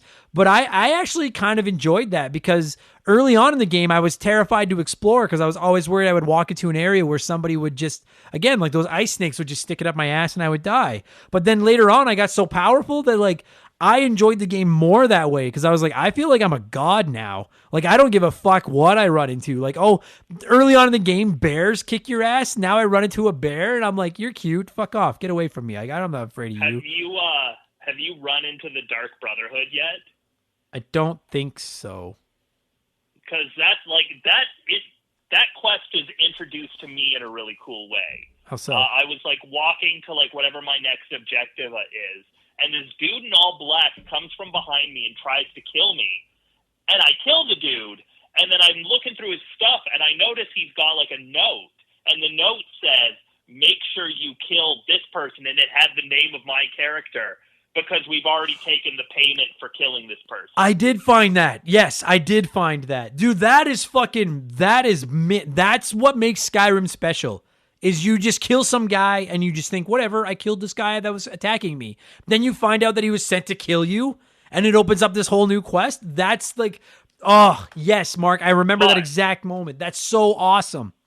It's one of it's maybe my favorite quest in the game. Yeah. I'm just going to gush about the Dark Brotherhood for a second. Give her. Because, okay, spoiler alert for those who have not played it, but like the way to really get the quest is there's like a little boy in Windhelm who's like, his parents are dead or something, and you find him and he's praying to the Black Brotherhood, and you agree to go kill this woman that used to run this orphanage over in some other city, I don't remember which one, and you go and you kill them. And then the next time you go to sleep, or next time you run across a messenger will bring you a note, and it'll just be a handprint, and it just says, "We know." And you're like, what the fuck is this about? You have no idea. And the next time you go to sleep, you wake up, and there's like the main woman from the Dark Brotherhood has like these 3 people tied and gagged, and they're like, okay, you have to kill one of these guys. And you have to figure out which one is guilty. That's so sick. God, fuck me. It's so incredible. Like, and then I always end up killing all 3 of them because... And that was something frankly, I feel like we've undersold. That's one thing I really like about Skyrim is, and one of the things that turns me off about like some open world games, and frankly, as much as I love Ghost of Tsushima was bad for this. Basically, every side quest you found was go kill, like it was just a way to make you go kill something, like go fight. Like just go fight. Yeah. And the fighting in Ghost of Tsushima is so fun that it's worth it because I want to fight so much. But you're right, in Elder Scrolls, like I wouldn't say it's the single like deepest, best written game of all time, but it is nice that you find a lot of those quests like that where it's not a simple matter of go to the dungeon, get the sword, bring the sword back to me. Like there was reasoning behind it and these interesting little, like you get out what you put in as far as research and reading the storylines and stuff like that. And I fucking remember that. I remember that exact time when that guy comes up and you kill him, and then I read his note and it said that he was sent to kill Hoju because that was my character. And I was like, wait, what the fuck? You're like, no one wants to kill Hoju. What are you talking about? Like, yeah, fuck yeah, buddy. What a fucking video game. So man. Much depth to the world because, like, honestly, you never find out who sent that note, like because it could have been everybody, but it just adds this weight to like, oh right. I probably have some enemies in this world. Yeah. Or like, dude, I love when you find like a treasure map and then you have to figure out, like, it's just like a rough drawing of like mountains and then a path with an X, and you're like, well, what the fuck? And then you have to figure out where that treasure map or that treasure chest is. And at least early in the game, the treasure chests are worth going after. I've hit a point where, like, I don't remember the last time I upgraded my equipment, because I had, like, I think I had all this glass armor, and I was just trying to, because I had stopped playing, but my goal was to just get my crafting up enough that I could build the dragon armor. But I hadn't gotten it high enough, and then I kind of fell out of playing it. But yeah, it's, everything is like, I didn't read all the stories, because you said you can keep finding all these books and you could basically read like a novel in this fucking game if you want to. And I feel bad to. Most of the books are not that interesting. No, it's just like they're just banal. Like, oh, this is what I did today, and it was boring. Yeah, I feel bad that I almost feel like I'm disrespecting the people that put the time into writing those books to put them in the game. But I was like, I don't care about this.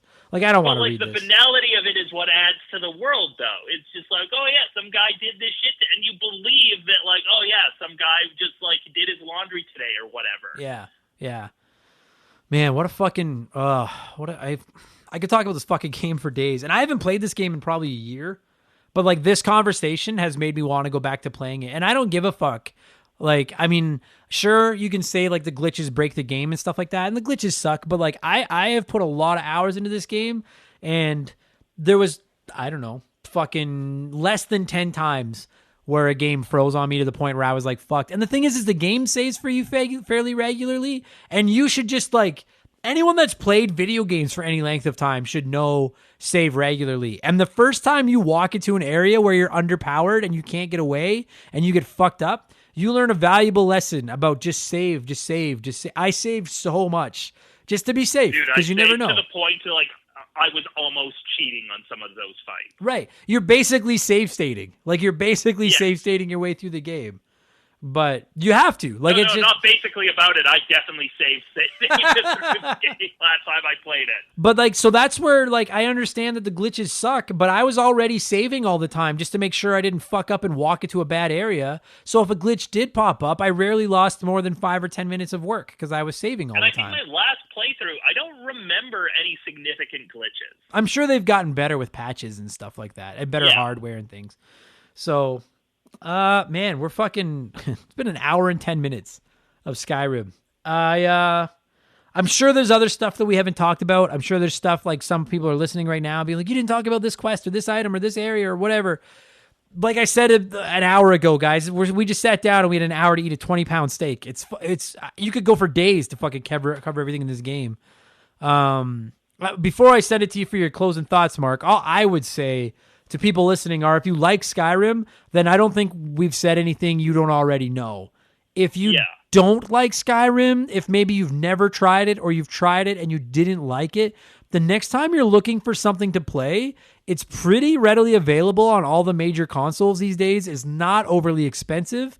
I recommend giving it another try and just go into it open-minded. Just play it however you want. Because like Mark and I said, and we've said it numerous times, Mark went through meticulously doing all the stories, all the quests, everything. I went through like the wandering idiot, just having fun, like hoarding gear. And we both thoroughly enjoyed our experience. Fundamentally different ways to play a game, and we both got so much out of it. Yeah, I love it. Like, I'm proud of the fact that it's one of the most played games on my Switch. I feel like I've done a disservice playing it on Switch, but if you had never, I don't think so. Well, I mean, you know, because it's just not as pretty and stuff like that. But if you came to me and said, but like, it's about, like, again, it's like a 10-year-old game. Yeah, so, like, agreed. It's about as pretty as it's going to be anywhere. Agreed. If you came to me and were like, I've never played Skyrim, what platform should I play it on? My suggestion would be the Switch, because this is the same place I play Witcher 3, even though I know it runs better on Xbox and PlayStation. To me, these giant open world games are at their best when they're handheld. I can put the system to sleep anytime I want and walk away. I can watch TV while I'm playing. I thought that was the ideal way to play it, but it's available everywhere. It really just genuinely is one of the greatest video games ever made. It pretty well rewrote the script, or if not rewrote it, at least leveled up the concept of open world games. And it's a big reason we have all these big open world games that we're playing now. And the bang for your buck you get out of this game, the $20 or whatever it will cost you now for the hundreds of hours of potential gameplay out of it, is phenomenal. This is a really special video game. Absolutely, and I couldn't put it better than that. Oh, okay. All right. Well, I was gonna say, what do you have to say? But you're like, yeah, just what you said. How the fuck did? Okay, no, 100%. Like again, like rich story, rich world experience, very immersive. It is. Yeah. I play this game probably like once a year, and I'm already excited to play it again now. Yeah. After talking about it for an hour, like I'm already itching to go back to it. Immersive is the way to put it. I just find myself like, it was like an escape from reality. I would fire up Skyrim and then just go wander around this ancient world that never ended. Just meeting new people and collecting new items and just working on new skills and, oh, fuck me, man. So, all right. So the game is about 200 hours long. So on a scale of 1 to 200, what would you score the Elder Scrolls V Skyrim? I'm going to give it a 190. Ooh. So that's like a 95. That's pretty good. Yeah, dude, like my initial thought was to say about a 180 because I feel like it can be intimidating to people, but I don't feel like you can criticize the game for being so big and open when that's precisely what it's supposed to be. And I feel like maybe I was criticizing it for that earlier. Yeah. And I feel like I was kind of coming down on it for that earlier, and I probably shouldn't have been because that is what it is supposed to be. So, yeah. I'll talk a few points for like how it's aged and then a few points for the glitches. Yeah. The glitches are a bit of a thing. I'd probably be right around that 185, 190. It's a magnificent video game. Like remember I was like, I don't know how many copies it's sold. I wonder how many copies of this game has sold. According to the Wikipedia page, as of November of 2016, it had sold over 30 million copies. So way more since then. Yeah, Skyrim. I just want to see. I'm curious, and then we'll shut this thing down. Dude, I gotta be honest, Mark. I was fucking horrified of covering this game. And I'm still sure we're going to get some messages from people being like, you didn't talk about this or that. But, now they're saying, Skyrim has sold over 50 million copies now. That's I buy it. Unfathomable, guys. This is a masterpiece. I hope we did this game justice for all you diehard Skyrim fans. I hope we didn't let you down. I hope that we covered everything that you wanted covered. If we didn't, well, there's we didn't cover the mods, but you know what? Fuck you. Yeah, only nerds use fucking mods. Now you can yell at me for that instead of the stuff we didn't talk about. Mark, thank you for spending almost an hour and a half of your Sunday talking Skyrim with me. I really appreciate it. I would have gladly spent another hour and a half talking about Skyrim.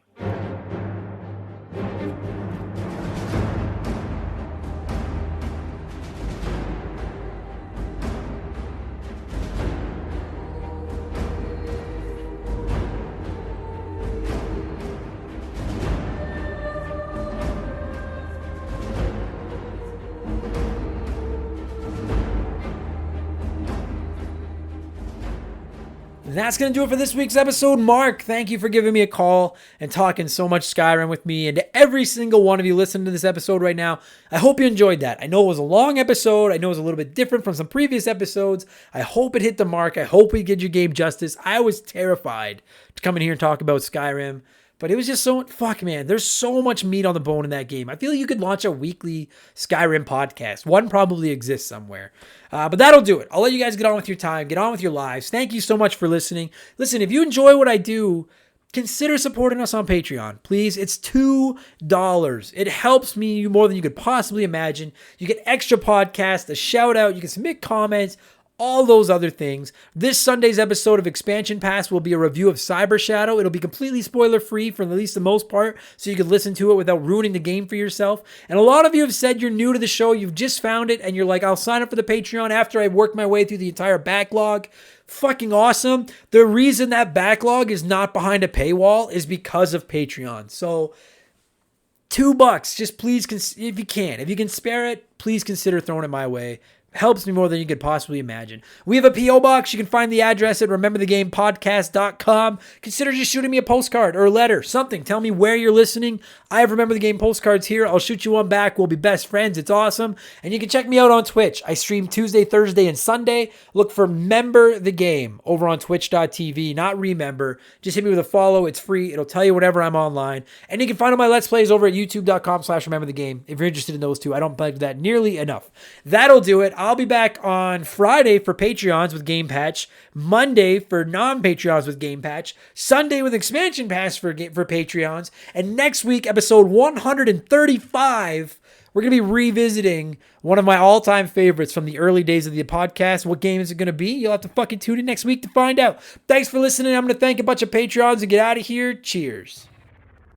Remember the Game is brought to you by our Patreons. I could not produce all the content that I do without your support. So I would like to take a quick moment to thank every person that has supported us at patreon.com/rememberthegame. And for the record, remember that I recorded this at the beginning of February. I will update it once a month now because I have over 170 names to say, and it's too much for me to repeat every week and fuck it all up. So I'm hoping I get it right this time because this is the one you're going to be listening to for the next 4 or 5 episodes. So a huge thank you to A Novel Console, Aaron Lawson, Adam Anderson, Adam Beasley, Adam Oshirello, AJ Freeman, AJ Jones, Alex C, Alan, God damn it, Alan C, Alex Martinez, Amy Gillen, Andre, Andrew Wright, April Zane, Arpad Botos, Ashley Cronenbitter, Badar Barhumi, Ben Booyah, Ben Busha, Ben Drinkin, Bradley McCue, Brandon O'Brien, Brian McKay, Brian Robbins, Brian Medeiros, Brian Ransom, Charlie Medeiros, Chris Campbell, Chris Fleury, Chris Wilson, Christopher Russell, Christopher Sumner, Chuck Schlarp,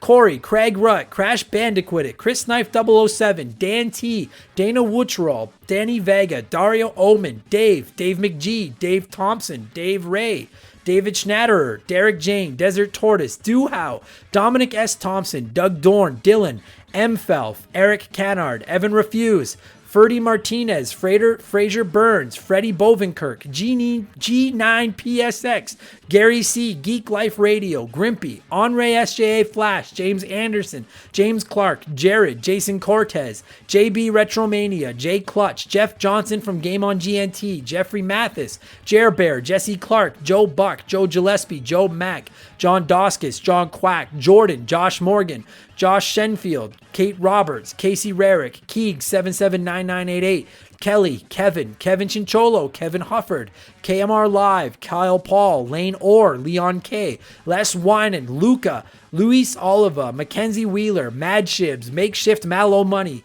Mark Jones, Mark McCue, Mark 209, Martin Greenwood, Matt Brown, Matt McLean, Matthew Davis, Mercury 869, Michael Mathis, Michael Haig, Mike Cummings, Mike Mallowaney, Miklos Blackshaw, Miles from BringBackRetro.com, Morgan, MPG in Buffalo, Mr. Satan, Mr. Impressive, Mr. Nick, Wolverine Films, Nathan Tremblay, Nathan W, Nevrop, Nick Sills, Nicholas Martinez, No One Cares, Pat Duddy, Parzival, PB McFadden, Pie Messiah, Poops Loomis, Potato Bob Guy, Raging Demon, Retro Ghosty Ghost, Rex Sheldon, Robert Fuchsia, Robert Lippa, Rodrigo Tomazzi, Ryan Bayshore, Ryan Kinchin, Ryan Yeager, Scott Brooks, Scott V, Sean Clifford, Sean Razine, Sharonic, Silver Grunion, Slick Rick, Starro Probin, Stitch, Stupid Monkey, Super Marico, the Anti-Spatial Podcast, the Giraffe, the Honest Pokemon Trainer, the T-Word, They Call Me Badger, Tim L, Timothy Riel,